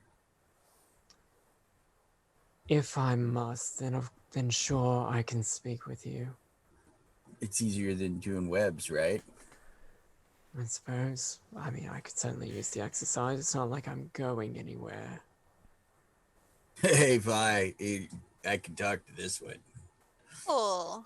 Ask it if it's always been a spider. I've been a spider for a very long time. We may as well say that I've always been a spider. You want to you? Sorry, go ahead. That's pretty cool. It can understand what you're saying, but then it talks to me in spider. Okay, we're gonna we Yeah. speak back and forth. I'll Yeah. get that. So yeah. What were they before they were a spider? What's your name? Oh, what's your name, little one? That face. Awesome. Rainbow. Oh, dude, Oh. it's got like a hippie type name. It's Rainbow. What do you want to be called, man? I mean, we're not oppressive here. You can be anything you want. Rainbow is fine for now. All right. So, and then I'll look at Vi. Let him out. Would you like to come along with us? To what end? To whichever end you want. I mean, you could leave you stuck here in the fish tank. I mean, everybody else in this lighthouse seems to be dead, so you might as well. You might die here alone. Have you confirmed that everyone within the lighthouse is actually dead, or is that just an assumption that you're making? Assumption. We need to go up top and like Yeah. check out that bit. Have So you far, have you found a Goliath named Wizzy? does it count if we found them dead? Yes. Yes, I think. Right, that was the name of the Goliath under. That was first Oh. floor Goliath. You never confirmed that. Yeah. There was one down there. Totally confirmed that. He was dead and he had papers on him and then he was a ghost and he tried to like ooh, but we didn't fall for it. Hmm.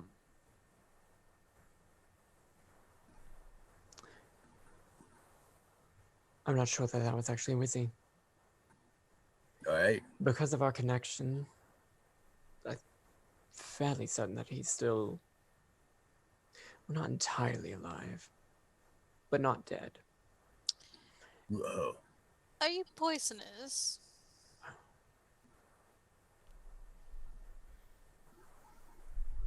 If I need to be. Right. Do you want Is that to some find kind this? of familiar? Alellen? Yes. The way this fighter is speaking about Wizzy, you would assume that it is a familiar. Oh, okay. Well, that clears things up. Do you want us to bring you to this Wizzy? Yes. As much as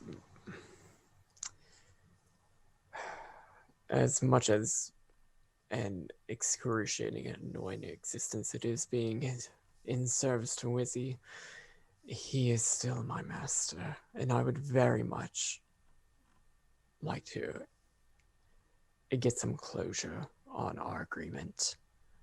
Right. So just don't bite me or poison me. Why on earth would I do that? I don't know. I've done so before to other people. Allegedly. Allegedly. There we go. Cool. You're not very good at this, are you? She actually seems quite competent. Yes, I am actually quite competent. Thank you very much. All right, I was gonna tell anyway. Here, I'm just gonna put my hand in. Yeah. Here. I'm gonna run out of the beast speak here in a minute. So, anything else you super need to know? Find Wizzy, get you back to them so you can have some closure on your relationship. I guess, is there anything that you all need to know? What happened here? There, that. So that is certainly a story. And then the beast speech runs out. God, oh, damn it. Maybe tomorrow. Maybe tomorrow. Come here, Rainbow. She'll put her hand in the tank. It is an undignified If name a- for unfamiliar. If a spider could raise its eyebrow, it would. Do you want to just walk? It gets up and starts spinning again. I'll remain here. You can fill me in. Fine. Closes the tank. Not built for fighting. I assume so. Anyway, let's go. We'll inform Rainbow about Wizzy. Whatever we do, I guess. So if that Goliath wasn't, how do we know which Goliath is Wizzy? Having I never have seen. no idea. Maybe they got a tattoo.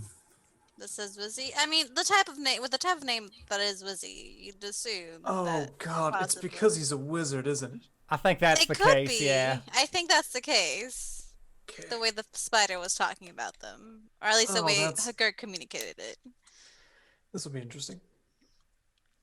All right, so all I'm guessing, if the spider said that they don't feel like Wizzy is gone yet, and we've defeated all the other Goliaths here, then I think the only place left to check for Wizzy Defoe is up in the lighthouse.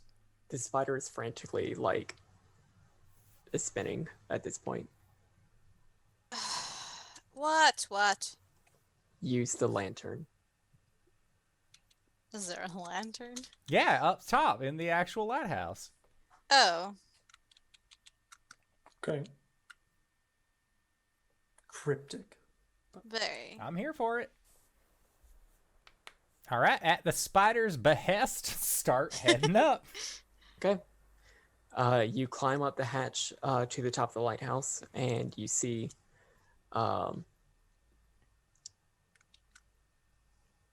you were outside. It was maybe a little bit overcast, but it wasn't dark out.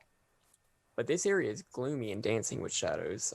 There's a 10-foot wide catwalk that encircles the 15-foot high lantern room that's housing the lighthouse's crystal lens. The lens is rotating kind of lazily, but rather than shedding light, it emanates an aura of cold shadow. The walls of the lantern room are 5-foot wide panels of glass set with a single glass door. No, I've never in my life worked in a lighthouse, but I don't feel like it should be this cold up here. Isn't light supposed to be Yeah. warm? Normally. Is this like a magical doohickey? I would assume so. Is that the proper term for it? Absolutely. Can I assess the arcane nature of this doohickey? So if you're trying to enter the lantern room where you would be able to get a better feel for it, you see that the door to get in, the glass door, is locked. Okay, well that is one of you Me? Scoundrel me to- types. Ugh. Yes. Okay. Did you ever hear the saying, bugbears don't live in glass houses?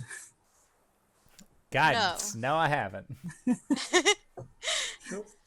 That's just a dex roll, right? With proficiency? Yes, if you're trying to unlock it. Yeah. And then guidance is a d4.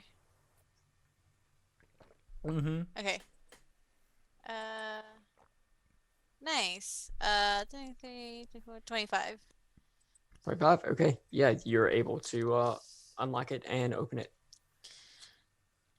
Okay. It's opened. What do we got? I don't know. I will do whatever ritual thing. I can detect magic and identify as a ritual, or I can just kind of like suss it with some. It feels a little Arcana. sus, you know? Which one would you like to do? Which one would you like to try? I think just for accuracy's sake, identify would probably be the better thing. It doesn't really seem like there's a big time crunch. Ritually or situation. spell? Ritually, because I don't have it prepared. Okay. So as you start the ritual, everybody else make or what's your passive perception? 13. 12. 13.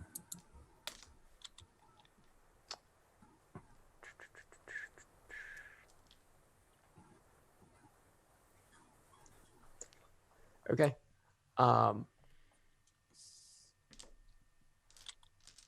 Some of the shadows move. And you're thinking that it's not just because the lighthouse thing is moving. Hey, everyone. What happens? What do you think causes a shadow to move by itself? Necromancy. Yeah, well, we might be dealing with that considering what we fought. She'll point out the shadows that are moving. I am going to ready a word of radiance for if these shadows decide to get aggressive. Everybody roll for initiative. Jesus, I'm in the middle of a ritual book. Wait. Oh boy. So inconsiderate.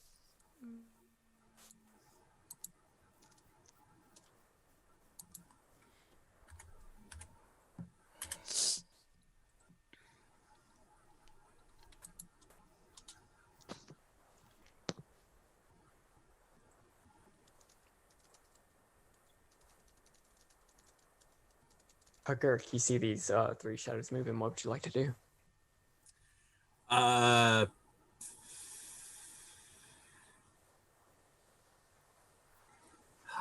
I guess I will say, all right, shadows, we don't want to shine light on you or whatever. So just go away so we can fix things. And then I ready an attack if they come at us. Right, Alellen. Do we have an idea of how many shadows, or is it just like 2, 3? Okay. Are they aggressive? I'm assuming they're aggressive. We just rolled for they're- initiative. They're a Yeah. little aggressive. Okay. Then I'm just gonna have to. I'm gonna have to fuck them up. So I'll just cast again the greedy paws spellbook. Will receive 2 more or 1 more gold pieces. I cast Jim's magic missile. Which just is a level 1, so that's like 3 missiles, so 1 for each. And this time the lowest was a 13. All of them hit. Cool. So that is 5 points of force damage to all of them. Take that. I was in the middle of a ritual. The apprentices. Seems like a really enclosed space. I don't feel like is there room for people to be like jumping around and shooting crossbow bolts all around? Not really. Yeah, I think we're gonna chill. All right. Stay Vi. back. I'm gonna look to Hu'Gurk and I'm going to cast Protection from Good and Evil. So, until the spell ends, one living creature of your touch is protected against certain types of creatures, aberrations, celestial, elementals, fae, fiends, and undead. So creatures of those types have disadvantage on attack rolls against you, and you can't be charmed, frightened, or possessed by them. Nice. Yeah. Right. Is that it? Bonus action. Oh yeah, bonus action. Actually, I'm going to use my bardic inspiration to grant 5 HP, temporary HP. It's Mantle of Inspiration. I'm assuming I can't do it on myself as well. What Because is it says temporary HP up to 3 creatures you can see, and that can see you within 60 feet. Yeah, so I think it's other. Yeah, so the 3 of us, you can immediately use your reaction to move up to your speed without provoking opportunity attacks, and you Oh. have 5 HP.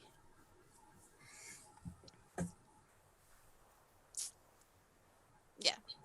There. Wild. I'm learning how to buff. Mhm. I'm usually the buff. The Buffy, not the buffer. Yeah. Yeah, I'll do that then. And that's it. All right. Up next are these shadows. One of them is going to go after the person who was about to start a ritual.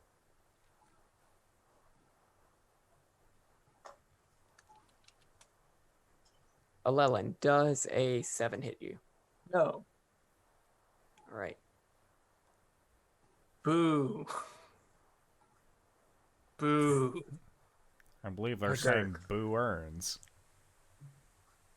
Does a 13 hit you as one of them comes up to attack you and is going to trigger your reaction? A 13 does Hu'Gurk.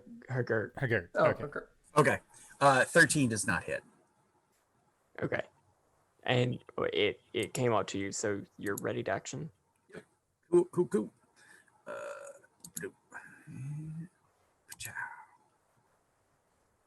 Oh, fuck. 10. 10 does not hit. No, it doesn't. All right. And the last one.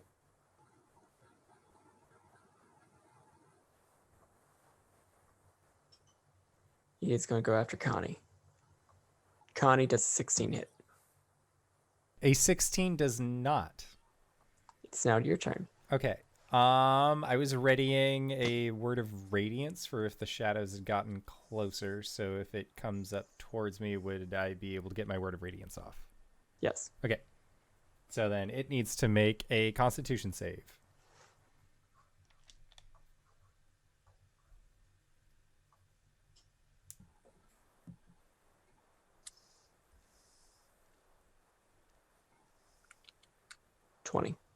Never mind. That's good. Okay. Disrespectful. No respect for the game. You save. So Connie is this thing's right up on her. Just gonna cast Spiritual Weapon Okay. as a bonus action, and then so the Spiritual Weapon will get an attack against said shadow for 18 to hit. That'll hit. Okay. And that is for 5 points of force damage.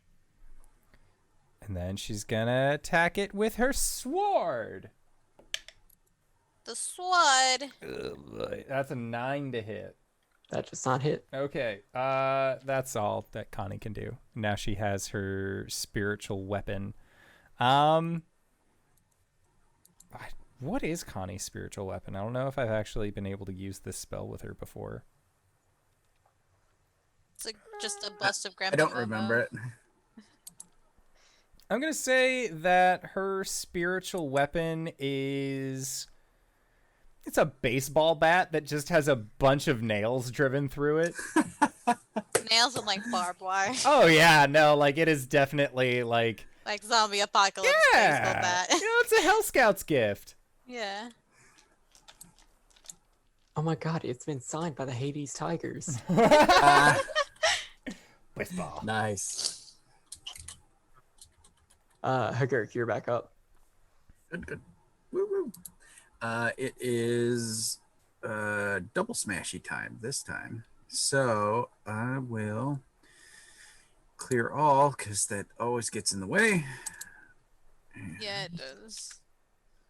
Ooh, okay. Dirty 21 That'll hit.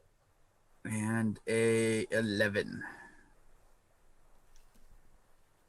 11 will not. All right. And there. And Ellen, I cannot remember. Can I use that D10 for damage? No, just when you're making a roll. Just to roll. like Okay, yeah. to hit or whatever. Okay. No. So 4 damage. Bludgeoning, no magic.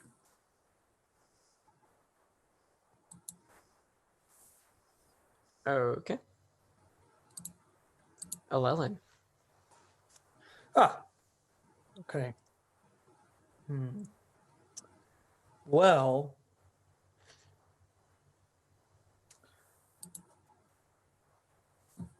I'm kind of out of.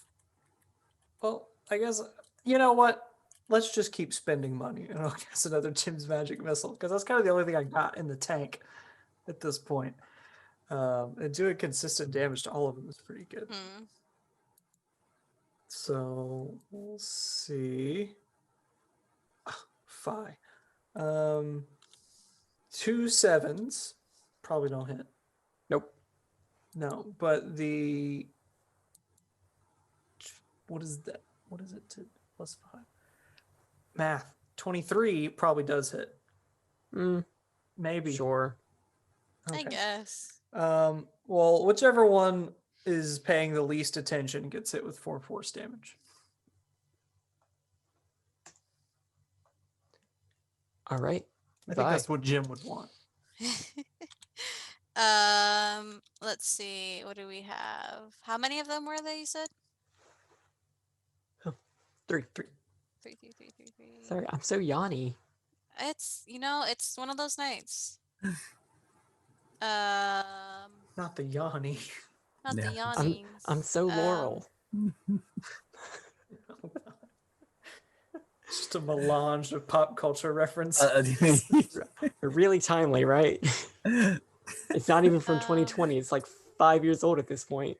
Dude, if only I had panpipes. It was like 10 years ago when that meme happened, right? No one's gotten hurt, right? It's in the before times. No, I don't think so. Okay. they haven't. Really good at saving against your spells, but I'm not good at hitting anybody. Yeah. I'll cast Dissonant Whispers at one. Has one of them been hit? Right? Yeah. Or all of them? Everybody has been hit, or Okay. every one of The shadows. shadows has been hit. Yeah. I'll pick the one that's going up against Alellen because he's squishy. 15. Like me. Yeah. But it still takes half damage. So you take 7 points of psychic damage. It has 7 left, Nice. I just Wait. insulted to death. and they're not resistant to psychic. Yeehaw. All right, one of the shadows just. Bonus action, I'll use my last inspiration on Connie. You've been rolling pretty well, right? No? Connie. No. Connie, then. I'm like, Connie, you got this. They're just shadows. You've beaten more horrible things. I mean, remember back in town, that man? Yeah. Claudius Wells. that man. That one. That man. A 9 is not going to hit you, Hu'Gurk. No. Nope. I'm clear. Does a 19 hit you, Connie? A 19 meets. Okay. Gonna do the shadow thing now. Gotta do the shadow thing now. 7 Sayonara. points of necrotic damage. Okay. And take 1 off your strength. Oh, Oh good. no! That's fine. It's now Alright. your turn. Well, that salts my buckets. So I am gonna spiritual attack. Spiritual weapon. Does 17 hit? 17 does. Okay. Gonna take for a total of 5 points of force damage. Okay. Okay, and then I am going to stab the Or longsword. you have inspiration, just in case. I'm gonna use it. Okay, so 18 to hit. That hits. Okay. And then that is for 6 points of magical slashing. The second shadow dissipates. This shadow is smaller. One was a really big Goliath shadow. This is a very small halfling Oh, shadow. good. Gotcha. All right. That is all I can do. All right, back up at the top with Hu'Gurk. All right. Dual maces. What happened? Oh, I know what happened. Okay. Sorry. There we go. One mace. And it'll add them up eventually. There they are. Sometimes it's really slow. Dirty 21 and a 10 to hit. The 21 hits. All right. I will also, on top of this damage, I will use my hunter's coat to inflict an extra amount of damage, which is covered by the dice rolls. 3 charges, extra D10 necrotic damage. Ugh. Okay, okay. I said it. I'll do it. Roll. So 8 necrotic and 8 bludgeoning. It's still up. Yep. Okay. Didn't the necrotic do anything or No. appear to do anything? No. No. Okay. Yep. Alellen. Guys, I need I need a new weapon, I think. Imagine Hu'Gurk's probably getting pretty tired. It's like you're trying to hammer Jello. Exactly it. It's awful. Like there's a little bit of resistance. You're doing something, Yeah. but man, you're making a big old mess doing it. I'm gonna do the saddest thing that a wizard can ever do. I'm gonna hit Which it with my is? quarterstaff. Saddest. I mean, I could use chill touch, but that's not gonna do anything. 14. 14 will hit. Okay. Two-handed. Let's go. 7 points of bludgeoning damage. It's still up. Yeah, probably. Goodbye. I was just like, ah. I will. Like a worm fork through Jello. I will cast another dissonant whispers on it. Okay. Wisdom. Oh, can I make it roll a 2? You sure can. Please. That's Roll 10 the 2. points of psychic damage. How many? 10. All right. The last shadow.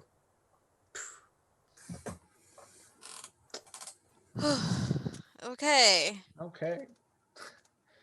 I did not like that. Are you all right? Wait. Do you need anything? So are those? They had shape, right? Kind of familiar. Yes. Was that Yes. similar to like the I ghouls? Maybe some of those descriptions. Possibly. They look kind of similar. don't know They if any could- of those were Wizzy. I don't know. I mean, could they have split the people that were ghouls into ghouls and whatever these shadows were? I don't. Not my area of expertise. I have no idea. The lantern is still turning and just casting this awful shadow. Okay, well, let me. Now that we're not under attack, let me finish this. I'll sit back down. And I will stand guard over him. So I'll take the time to identify the lighthouse. Okay. So you'll get a couple of things from this. Number one, the lantern itself is a conduit for teleportation. Oh,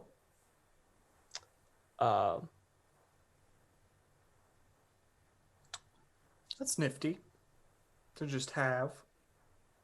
So yeah, you get the sense of conjuration magic. Speaking a command phrase and stepping into the lens will transport you to a fixed destination. What you're also picking up is that runes have been added to this lighthouse, or to this lantern, that has essentially reversed its energy. So typically it would pulse out this radiant light, but it's now doing the opposite, and is doing so in a way that is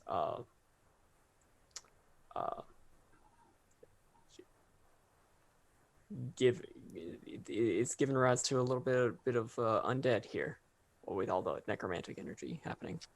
Can I fix that? Can I just go Yes, you can try to. scratch those out. You can either make a intelligence check, Arcana or Religion, to disrupt the flow of necromantic energy, or a sleight of hand check to sabotage the runes that have been added. Let's do Or- Arcana. Give you some guidance on that. Or you would also get the sense that a character who has the Channel Divinity trait can expend a use to just fix it, channel their radiant light through it. Okay. I don't have that. the radiant light of hell.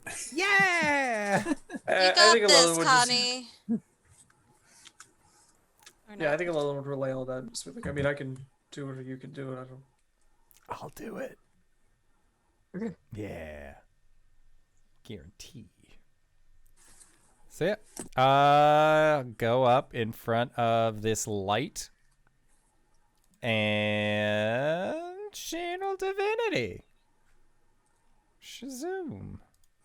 So as you step into this light, or step into this lantern and give it a big old pulse of light, it just turns this god awful pink. Yay! Oh, you're doing it, Connie. I'm pretty sure. All right, that's This is such a Was nice that- color, soothing on the eyes. Did you do So that? soothing. Did you do that, Connie, or was that? This is exactly what you asked me to do. I put my radiant light into the lighthouse, and now everyone can bask in the glory of Grandpa. Why is it pink? I don't know what you mean. it's pink. The best part is, Satan, you're close enough to your monitor that your hue is now pink. Yeah. Awesome. It's funny because your picture, because Zoom is smaller, it's only like this big. Oh, I'm pink. That's what mine looks like right now. Connie will like rush over to the windows. Is it just like broadcasting this pink light out into the bay? Yep. Fucking metal. That's exactly what Connie wants. Yep. Metal. That's the word. Maybe what you could do is make your grandfather's symbol in the sky. That sounds like such a good idea and would let people know that the job is fixed, but I don't know how to do that. Just will it. No, I don't know how that works. If only Nazrat of the jungle were here. Just a big skyrite.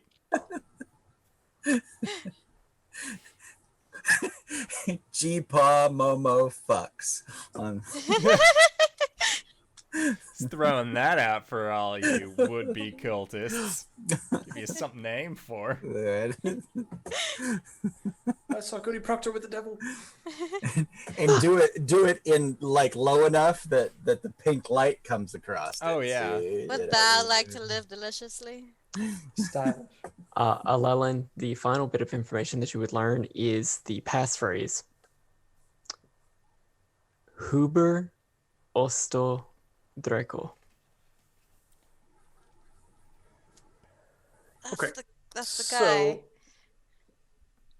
So just a bit of information. This light will apparently teleport us to a location. I'm not sure what that location is. Right. I know the passphrase. Do we know if it'll take us back? Is it like a two-way street or just like a one-way? I don't know.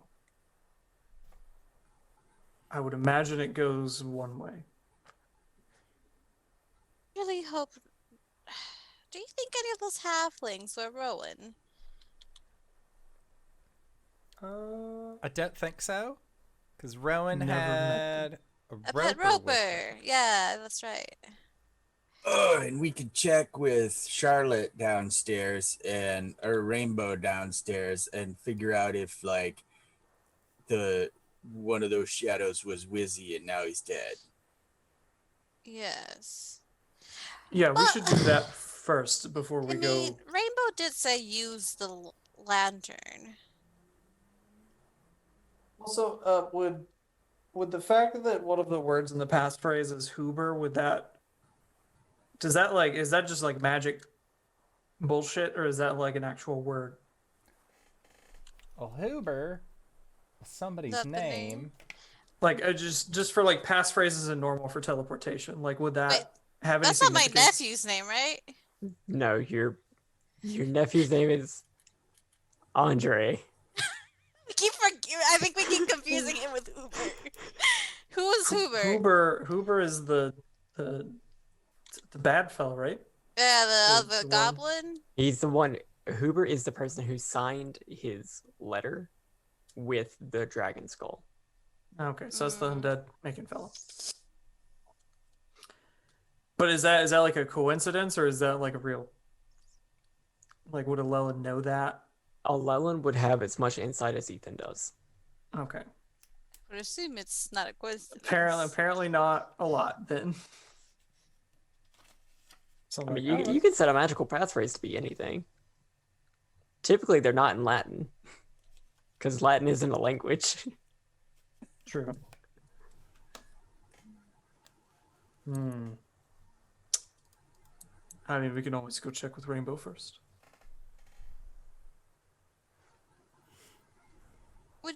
Can you still speak with Rainbow? No, I'm all and he does like little fingers like this, and he's like, I got no magic left today. Fresh out? Okay. Yeah. Okay, well. Let's go check with the spider.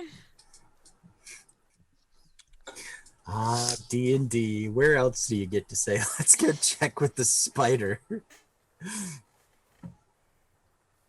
And as you go back down, you see your Cerberus is just sitting there looking at the spider. And the spider is just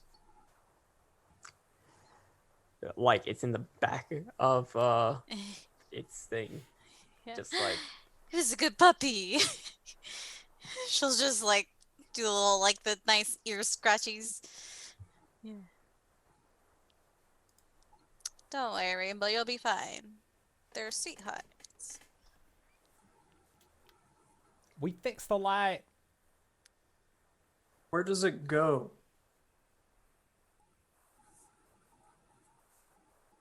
few minutes pass. Secret basement. Cool. Oh. Hey, Alright, can That's we good enough for me. Wait, can we get? How do you get out of the secret basement?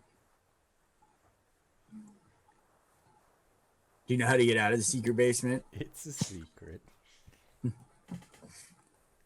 No, I don't know. I've never been. You want to come?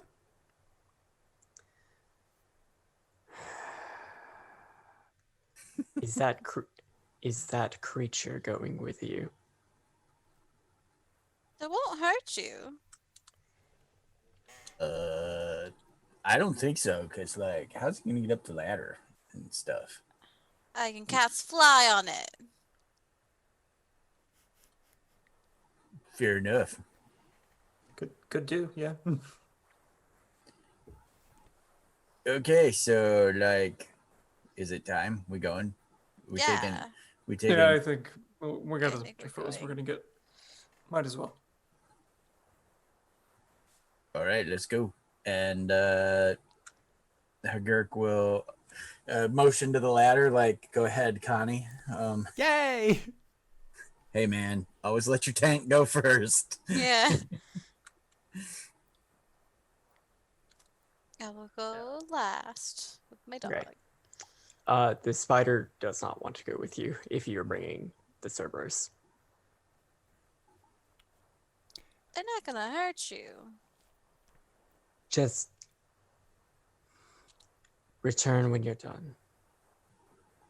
Well, for Bring. a spider, you're pretty demanding. Bring Wizzy. Wizzy. I like that name. Well, shall we? Huber, Duber. What I think Huey, is like, Dewey, Huber, Louie. Ulster, Draco. yes, that. A blinding flash leaves an indelible mark on your brain as you step into the lens. When your vision clears, you find yourselves in the corner of a stone chamber filled with laboratory and arcane equipment. Tall bookcases lined with tomes line two walls, while the other walls feature long tables covered with alembics, flasks, cauldrons, beakers, and containers holding weird reagents and components. An iron cage is set aside, or it's set against one wall, its door open. There are two more tables surrounded by chairs in the center of the room. The first contains a variety of humanoid body parts, all on the small side. The second table holds a halfling restrained with leather straps. They struggle against bonds with a wild look on their face. Standing near the halfling's table is an odd-looking construct with an even more oddly placed spigot at the base of its barrel-shaped body.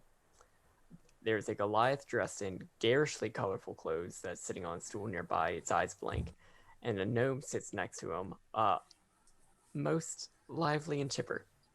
He wears dark robes and a red fez bearing the Southpaw Company logo, apparently scrawled in white chalk. See, Wizzy? The chipper gnome says to the Goliath. I told you we would have visitors. I felt their presence in the lantern room. He sips from a cup of tea as he beckons to you.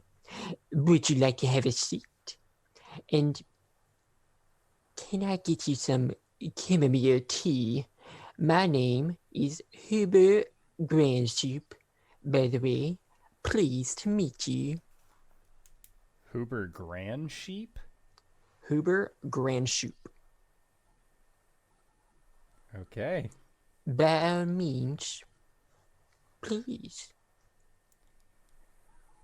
Whoa, this is crazy. I mean, is this the guy? Just kind of looking like, is this the guy that Thanks. You're the first guy. This is the first guy that we've met named Huber. I'm pretty sure he's responsible for anything. There can't be another... more than no. Than like Oh, so you've heard of me?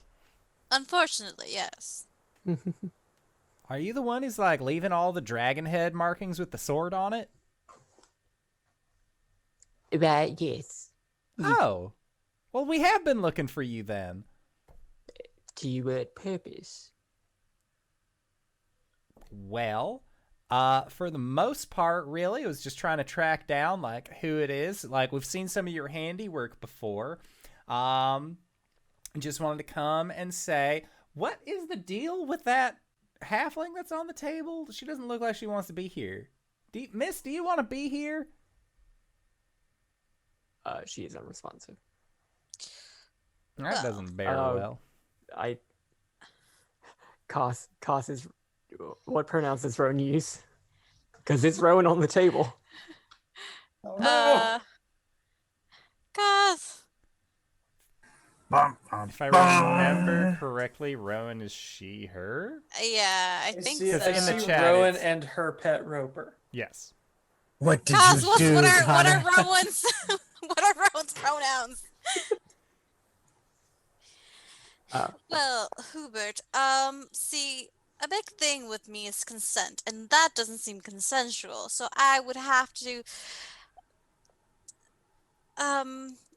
insist that you let her go. Let them go. Oh. But of course. You're free to take her.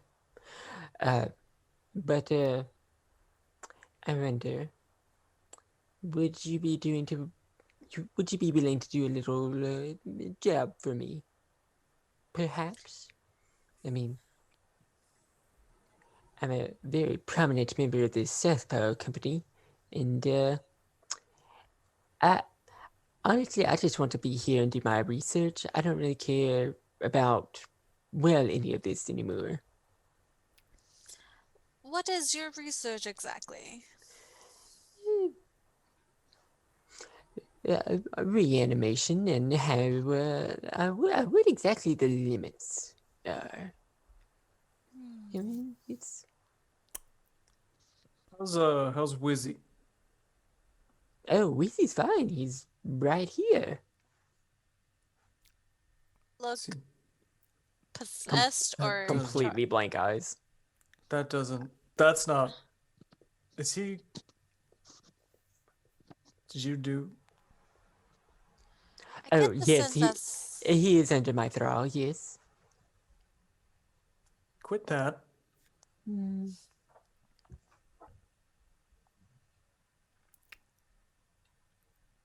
So you're Are you high here up to in the Southpaw stop me? Company? Mhm. I have a question. If we wanted to get in contact with more Southpaw people, what would be a good city to go and do that to? Like, I was thinking about going to Marysville. Like, would that be a comfortable place to go? Oh, Marysville seems like a wonderful place to get in contact with other Southpaw Company people. Really? Is there like a ship or something like that I should go to? And he'll give you the name of one of the ships. All right, cool. Thanks so much. If there is anything I can do to repay you, I would be more than happy to guiding bolt. Hey, Hu'Gurk was just leaning in to go, yeah. Connie, what's happening? We got the information we needed. This guy. Make an attack roll. Okay. Yeah. That is a 22. 22. Okay. 22 hits. Roll for damage. Super fresh.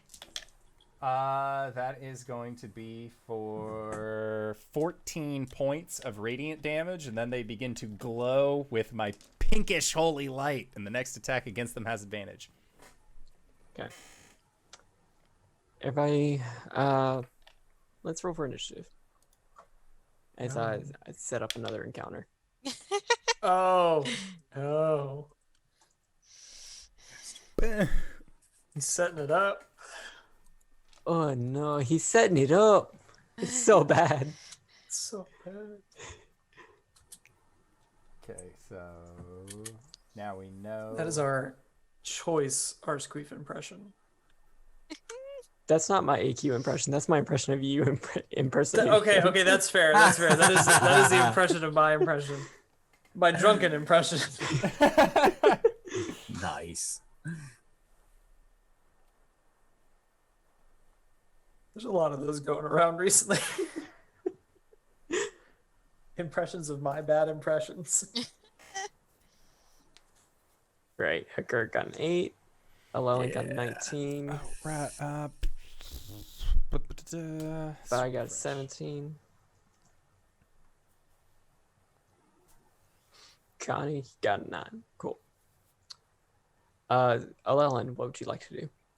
God, it's me, huh? I have spell slots, baby. Do it? Yeah, I got one. Fuck it. Gem's magic missile. Okay. I'm gonna run out of money from casting spells. The first one is gonna have advantage. Ooh. Okay. So I'll roll that one first. Okay. So first one is 22. 22 hits. And then the others, I'm gonna use my inspiration on one of those actually. Better. Then one of those is an 11, and the other is a 14. The 14 will also hit. Okay, so 2 of those hit. So that's gonna be. There we go. 11 points total of force damage. Bye. I will probably save, but I'm gonna try and cast second level charm. Not charm person, hold person. Hold So person? Okay. wisdom 13, yeah. Please roll badly. I'm begging you, Connor. Natural 20.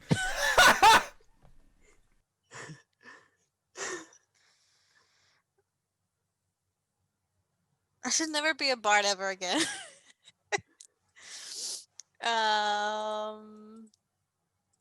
I will.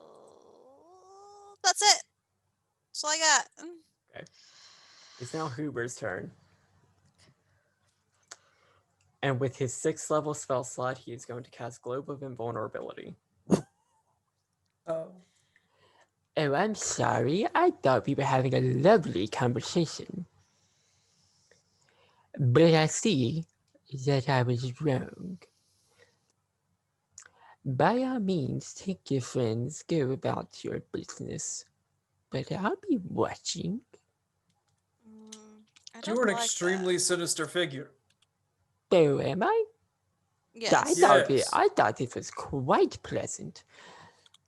I'm pretty sure you destroyed a manor house recently and killed like several people.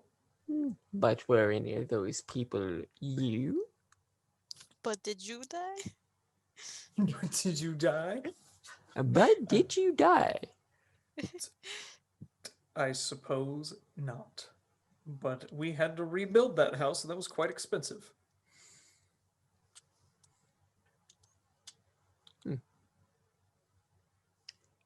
See? You see how we might have cause to hurl a few spells your way?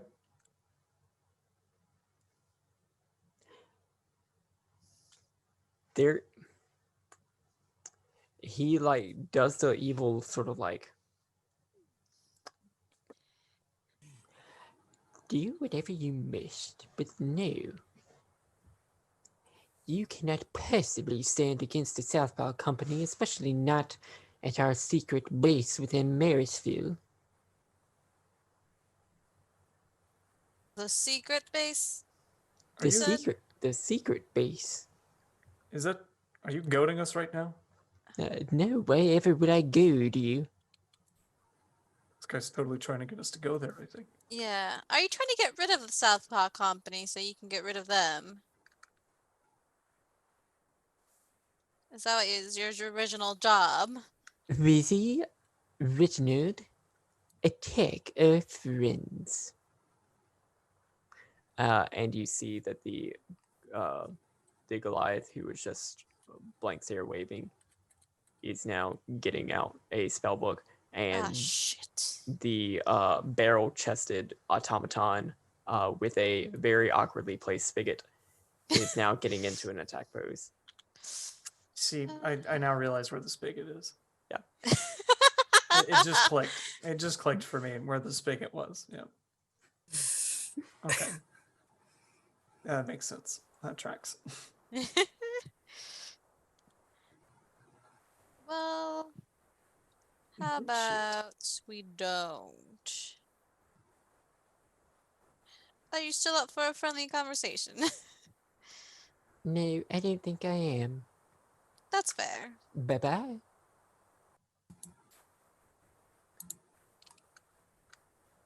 Ah, shit. I couldn't use the same encounter whenever I added other people. That's fine. I still have your initiatives.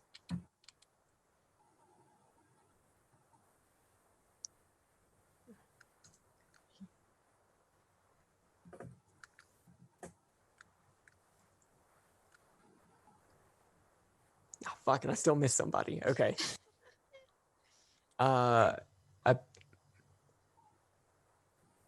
So Alellen and Vi have gone, right? So Connie. Mm-hmm. Mm-hmm.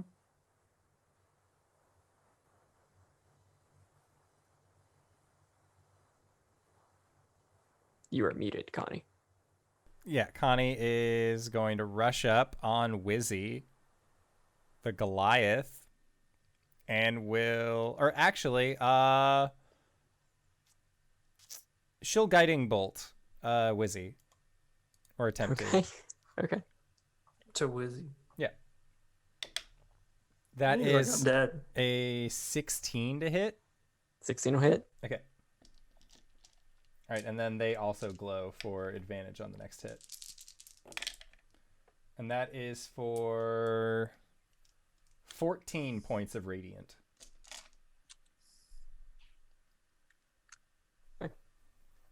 Hu'Gurk. All right. Did the gnome vanish? Is that what I heard? He's in a globe of invulnerability. Okay. But doesn't that just protect you from spells? I don't think you can go through the globe of invulnerability. Oh, I thought it was that. Oh, was look only- it up. Yeah, like I said, I thought that was only for spells. Like, Any spell of 5th level or lower cast from outside the barrier can affect creatures or objects within it. Such a spell. Yeah, it's just spells.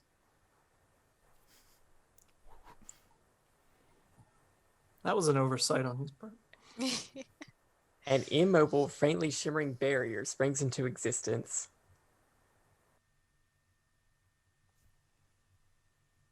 Does it?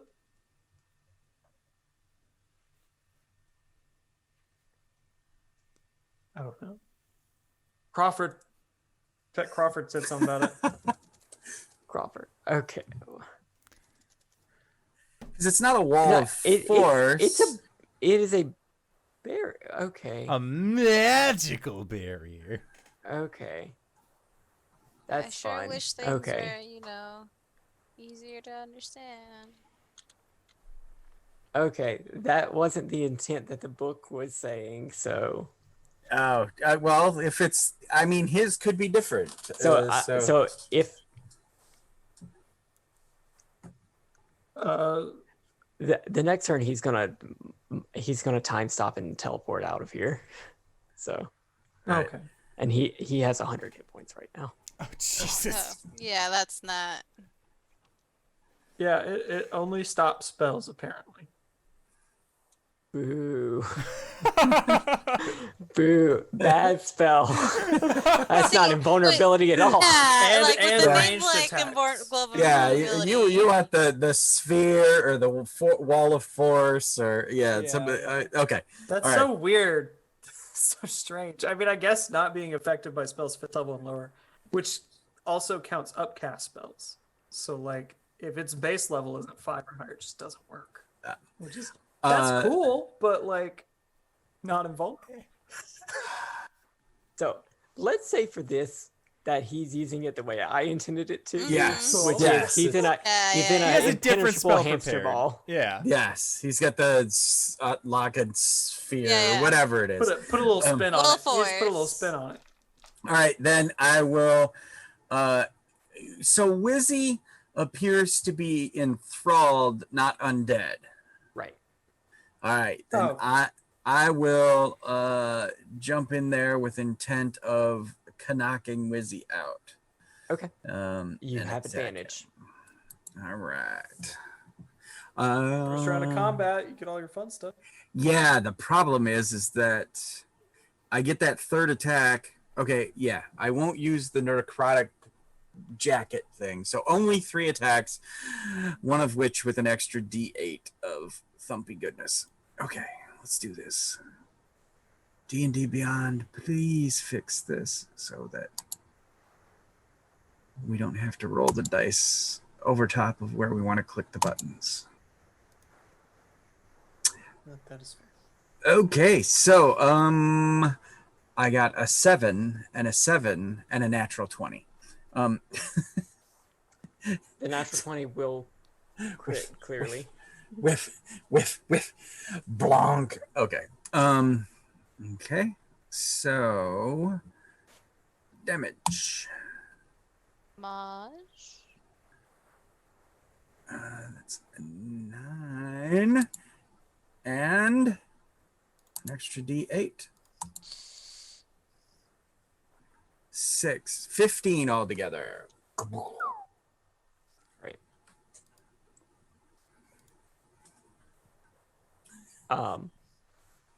So up next is Wizzy. And as this Goliath in these ostentatious pink wizard robes turns around and from his spellbook, just this glowing pink crystalline ice forms. He gets ready to cast his spell. Hu'Gurk, I would need you to make a dex save if from behind him these 2 tentacles didn't immediately reach out and restrain him. It's ow. Nice. Wow. Nice. Awesome. Okay. Cool.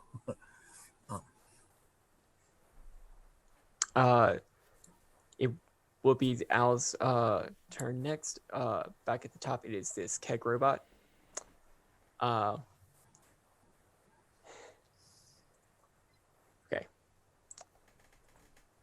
Is he gonna 30-foot spit line us? that's 5 feet wide. Okay. I don't like where this is Ma'am? going. Sir. 5 foot wide. Okay. Sir, how dare you? It's just lemonade. It's Okay, I need every what? It's just lemonade. It's okay, he said.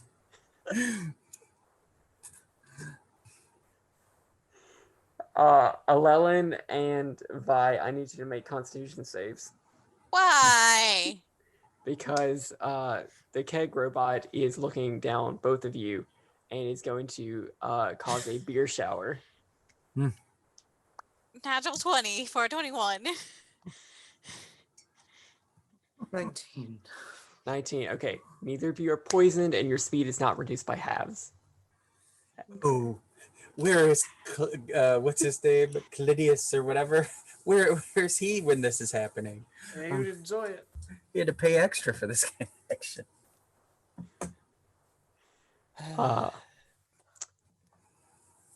From the table where Rowan is currently being restrained, she convulses, Oh, fuck. Shit. but it quickly stops. Alellen, is now your turn. Cool. This is good. Everything's great. Chill touch on Wizzy. Okay. Actually, no. Fuck this robot. I'm tired of him. I'm tired of him. This Randy natural 20. Okay. Just the hand just gets it. 9 points. Let's of slap him. necrotic damage. Okay. Don't you piss on me. No golden showers today. Bye. Could you have the minions let row off the table? Yeah. I was gonna they would do heal that if they her. could. I was gonna heal her if that does anything for you guys. Yeah, so they're going around and like trying to undo the leather fastenings, but they will be done by the next round. We'll say that. Yes. Dex. Yeah. Earn credits. I'll go Get an ahead and A. throw a healing word at her. So let me see. Do I have a healing word? Wait, I have cure wounds. That's touch. Fuck. Can I go to her? Yeah. Yeah, I'll cast a cure wounds on her. Okay. As you go up and cast Cure Wounds, the magic doesn't take effect. This is bad. You can make an Arcana or Religion check. They're both bad. That's gotta be. Yeah, that's a 2. Poisons, I know. Necromancy, not so much. Okay. Is there anything else that you want to do on your turn? That's really all I've got. So hey. And we'll say that you did not use that spell slot. Okay. Okay, that's fair. Good. Thank you for that. Then would that still be my action though? Trying it. Okay. Yeah, that's right. I don't have any more. I don't have any more. Do I? No, I don't have any more bardic inspiration to give. So that's me. All right, Connie. Sorry, Jen. I tried. You're dying. Connie and also magic. Yes, my good kid. So Connie is going to rush up to the big dang piss robot and is going to cast a 2nd level inflict wounds on it. Okay. Or try to. I mean, she can cast it, but will it land?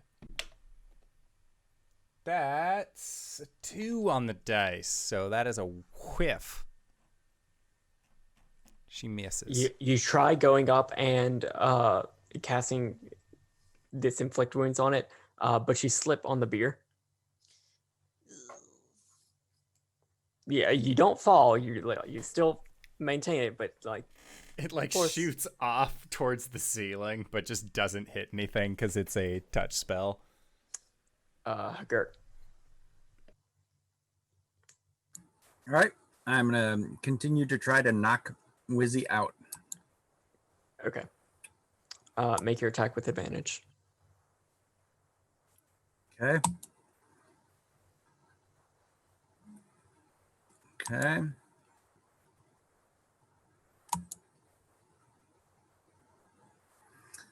All right. I got to see them all here. Oops. Oh, there.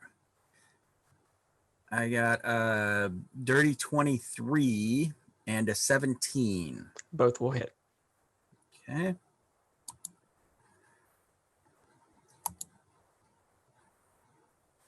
All told, 11 bludgeoning damage. He had 11 left. Nice. Nice. Knocking them out. Right. And as Wizzy goes limp within Owl's tentacles, Owl lets go and sort of just like slithers along the floor and Grab the robot. grabs the robot. Okay. Nice. Nice. It looks back at you with like 3 of its eyes. Ow. You're doing great, sweetheart. Oh. We'll patch you up later, dude. Assuming he's in pain. No. It's hard to tell. Well, no, that's what Hu'Gurk thinks, is that he's in pain. Existence is So pain. When you're an aberration, existence is pain. Right. Connie, Alellen, and Connie and Alellen.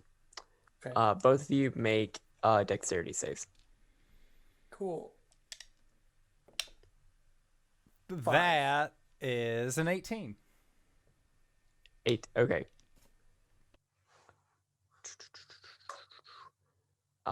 As it shoots hot oil from its spigot That's no.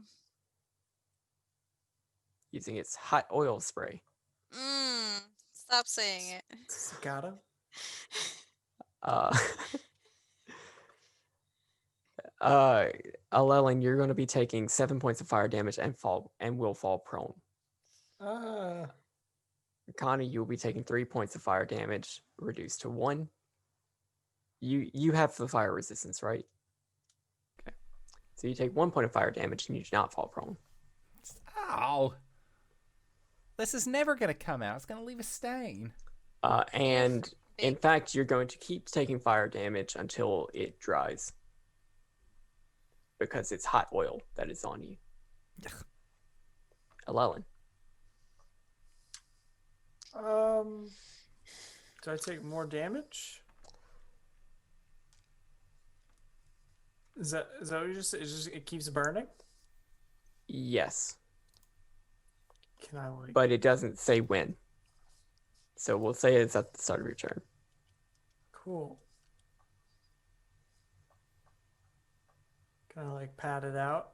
Yep. After you take 6 points of fire damage. Fuck that. It's not good. I guess I'll use my action to pat that shit out if I can, if that's the situation. Or press to digitate it to clean myself. No. So once you take the fire damage, the oil is just going to Oh, burn it away. dries. Okay, I didn't know if it. Okay, cool. Great. Okay. Chill So touch. I'm trying to read these all as you. Yeah. Chill touch. Go ahead. At advantage if it's a melee attack, because it can't really dodge. It's a ranged spell type. Okay. 11. 11 does not hit. Okay, I will stand up though. Does it get advantage? Do they get advantage because they're being grappled? No, I don't think so. Is it? Restrained. I don't have to think- check ropers again. Oh, attack rolls against the creature. It doesn't say melee or not. Okay, then roll again. Under the restrained condition, if that's what it is.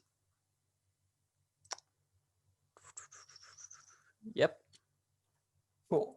So I'll try that again. This time is a 16. That'll hit. 3 points of necrotic damage. All right. This one's like a. Vi. Me. I'm going to. Who's looking hurt? Rowan. 4. You're at I 4. also have 4. Yeah, but I can't heal. I can't heal Rowan. Would it be a whole action to stabilize her? Or yeah.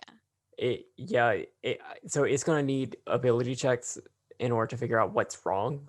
Mm, So Can my maybe my healing the rest of your apprentices do party. that? yeah. No. Do I get like the sense that if I don't do it now, she's going to die? Yes. Okay.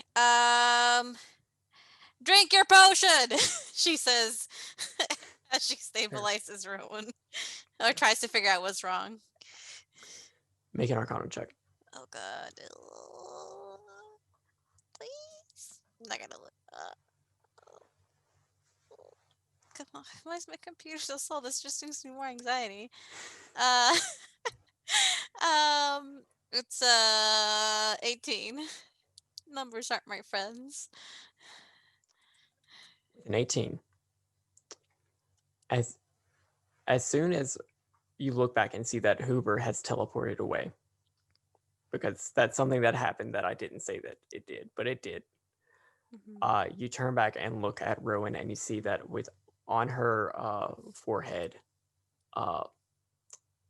in this like little bit of blood that is like started pouring out or coming to the surface, Mhm. is that same draconic sigil, that same dragon skull with the sword. Okay. You've seen this a lot, and you know that this mark means that somebody is going to die and turn undead, Mm-hmm. and this is probably about to happen to Rowan. And there's no way I could stop it. You can make another Arcana or Religion check to try and remove this sigil and stop the transformation. Don't fail me now. 10. A 10 is not enough.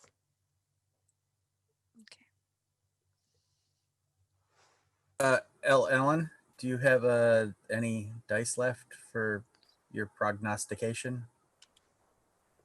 Nope. I only had bad rolls anyway. Connie. I had a 2 and a 6. I am out of spell slots. The robot is still there. Yep. I'm hit the robot. Okay. Yep. Make an attack with advantage. With my sword. That is for 15 to hit. 15 will hit. Okay. And that is going to be for 6 points of damage. And then I'm going to use my War Priest ability where I can make a second attack as a bonus action. And that is for 17 to hit. That'll hit. For 5 points of slashing. Hu'Gurk.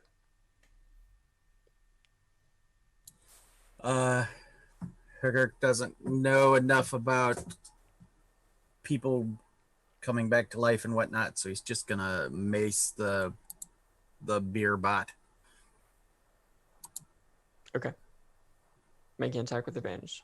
Or your attacks with advantage. Okay, that's good because that first one was horrible. Okay, a dirty 20 and a dirty 23. Both will hit. Okay.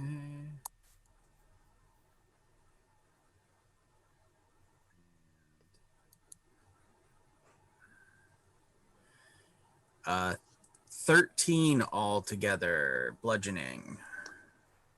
Okay.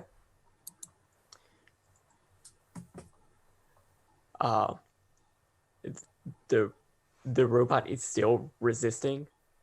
But Owl just goes, ow, and squeezes a little bit tighter. Nice. And in a burst of various alcohols, and the splintering of wood, the keg robot is no more. Woo! Would I be able to try again for Rowan? You Oh. would, Alellen, you are next in initiative.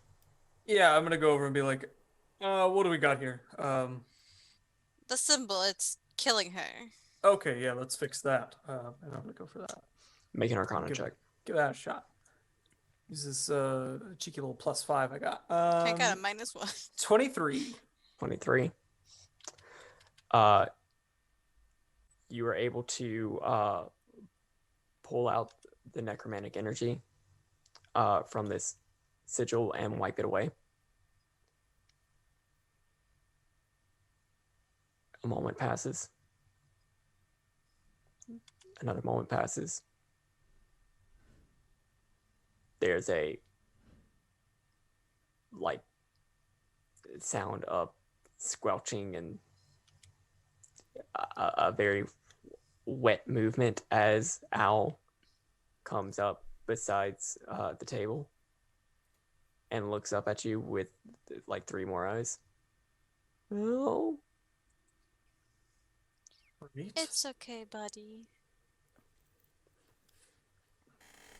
I'll cure wounds.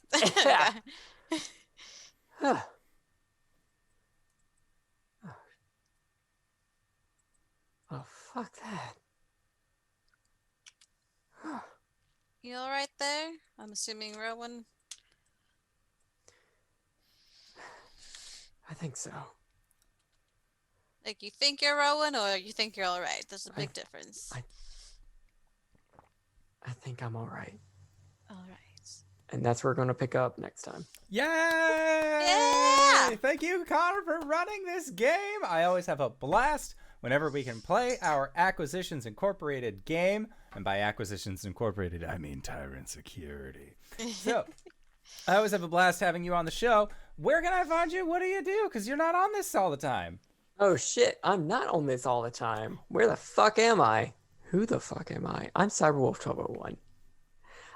You can find me at Cyberwolf1201 on Twitter, on Twitch, where I play video games really badly. I'm about to play Bloodborne for Spooky Month, and it's not going to go well.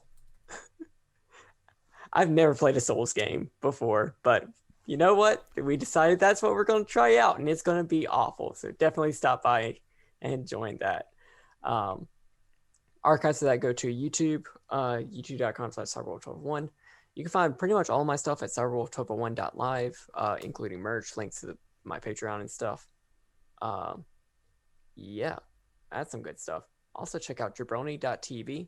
It's got my schedule and schedules of a whole bunch of other people and the stuff that we like and the stuff that we do. It's got its own YouTube channel that's getting a whole bunch of content out. Like today, the first episode of a Monster Prom playthrough just got posted.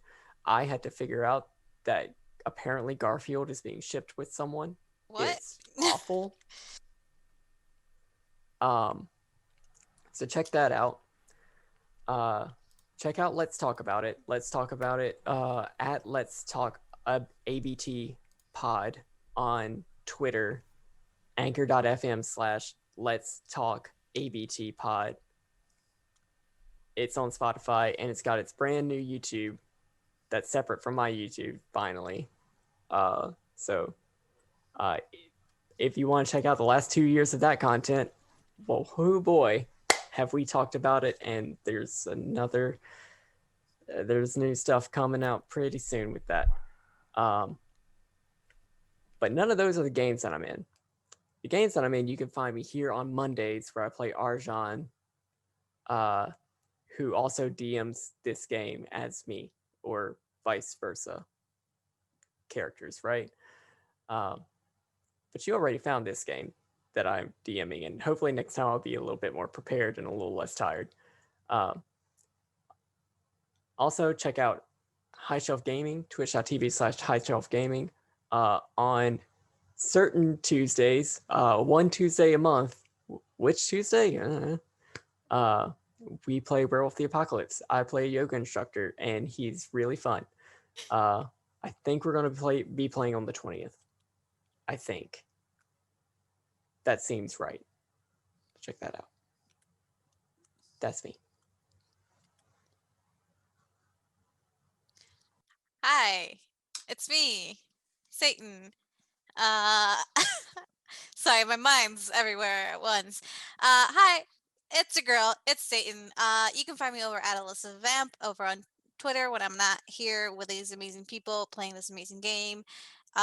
You can find me on my Twitch, which is Alyssa Vamp as well, where I just do drawings, commissions, a lot of D&D inspired art.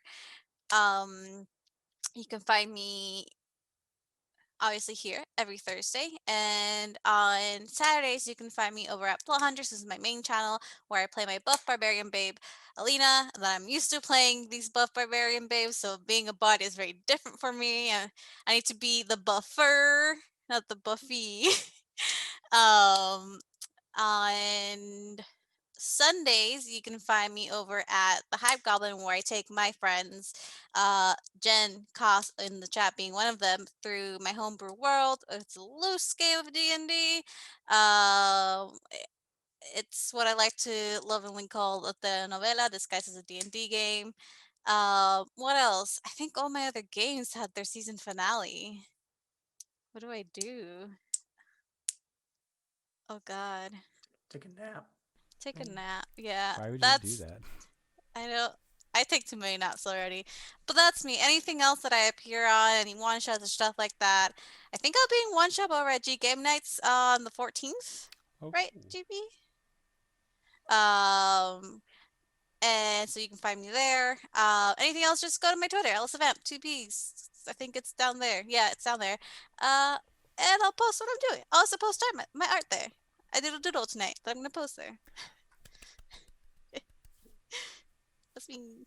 So then, I guess it is to me. I'm Ethan at Ejthegrey on like most stuff, like Twitter, Twitch. Those are the important ones, right?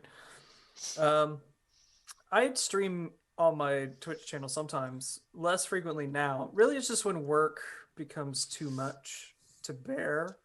I take a break and I play some games, hang out with my friends. But other than that, I do some role-playing games like this one, and Blades in the Dark on Wednesdays over at High Shelf Gaming. And then tomorrow I'm GMing something on High Shelf Gaming, the series that I've lovingly called Horrific Spooky Gaming. Got to keep those acronyms intact. But we're running the Cthulhu week. It's going to be like a modern day cosmic horror kind of just funky business. It should prove to be funky business. But I think it's about it. Droid.tv, you guys know about that already. So I think that's it. I don't do a lot these days. Not that much. Greybeard of Greybeard Tavern, and I this week, strangely enough, the GGK night peeps are not around, so I have the next few days off. But normally I would be over there playing the Sprawl on Friday nights at 8 p.m. This Saturday, the 3rd of October, I will be over on Sauce Fires. I will be playing the Joe Mack, the duly elected president of the United Sons of Alberta, biker gang in cyberpunk. So in Toronto, we will be cowboy hat wearing bikers, being cybery punks. It's insane. So anyway, that's where I'll be Saturday morning. And then I'll be on my channel on Sunday morning, 10 a.m. Eastern Standard Time. And I'll be playing... I always say Darkest Dungeon, but it's Deep Sky Derelict. Bunch of sci-fi goodness. Check me out over there. Other than that, check my Twitter for my normal schedule, which will be totes back starting next week. That's GB. Excellent. And if you've made it this far, you probably already know who I am. But if you don't, hey, Acorns, what's up? It's me, your buddy, your pal, your friend, the Indoor Adventurer, the showrunner here at twitch.tv/Indoor Adventures. We do shows like this on Monday and Thursday at 5:30 p.m. Pacific Standard Time, or on Sundays at 7 o'clock p.m. Pacific Standard Time. If this is your first time joining us, you can go to youtube.com/Indoor Adventures to check up on all of the VODs of each of the games that we have played up until this point. Or you can go towards where anywhere audio casts are made available for free. You can check us out under the same moniker. But speaking of things that are being made for free, we are going to be heading into our Patreon-supported after show called Nights in the Courtyard, where we answer questions not only from the community, but also from each other. And that is, again, hosted at patreon.com/Indoor Adventures. So, once more, I would like to say thank you to everybody who decided to stop on by. Thank you to Connor for running this wonderful game, and thank you to these players for putting up with our bullshit once again this week. And we'll see all of you guys next time. All right, everybody. Bye-bye!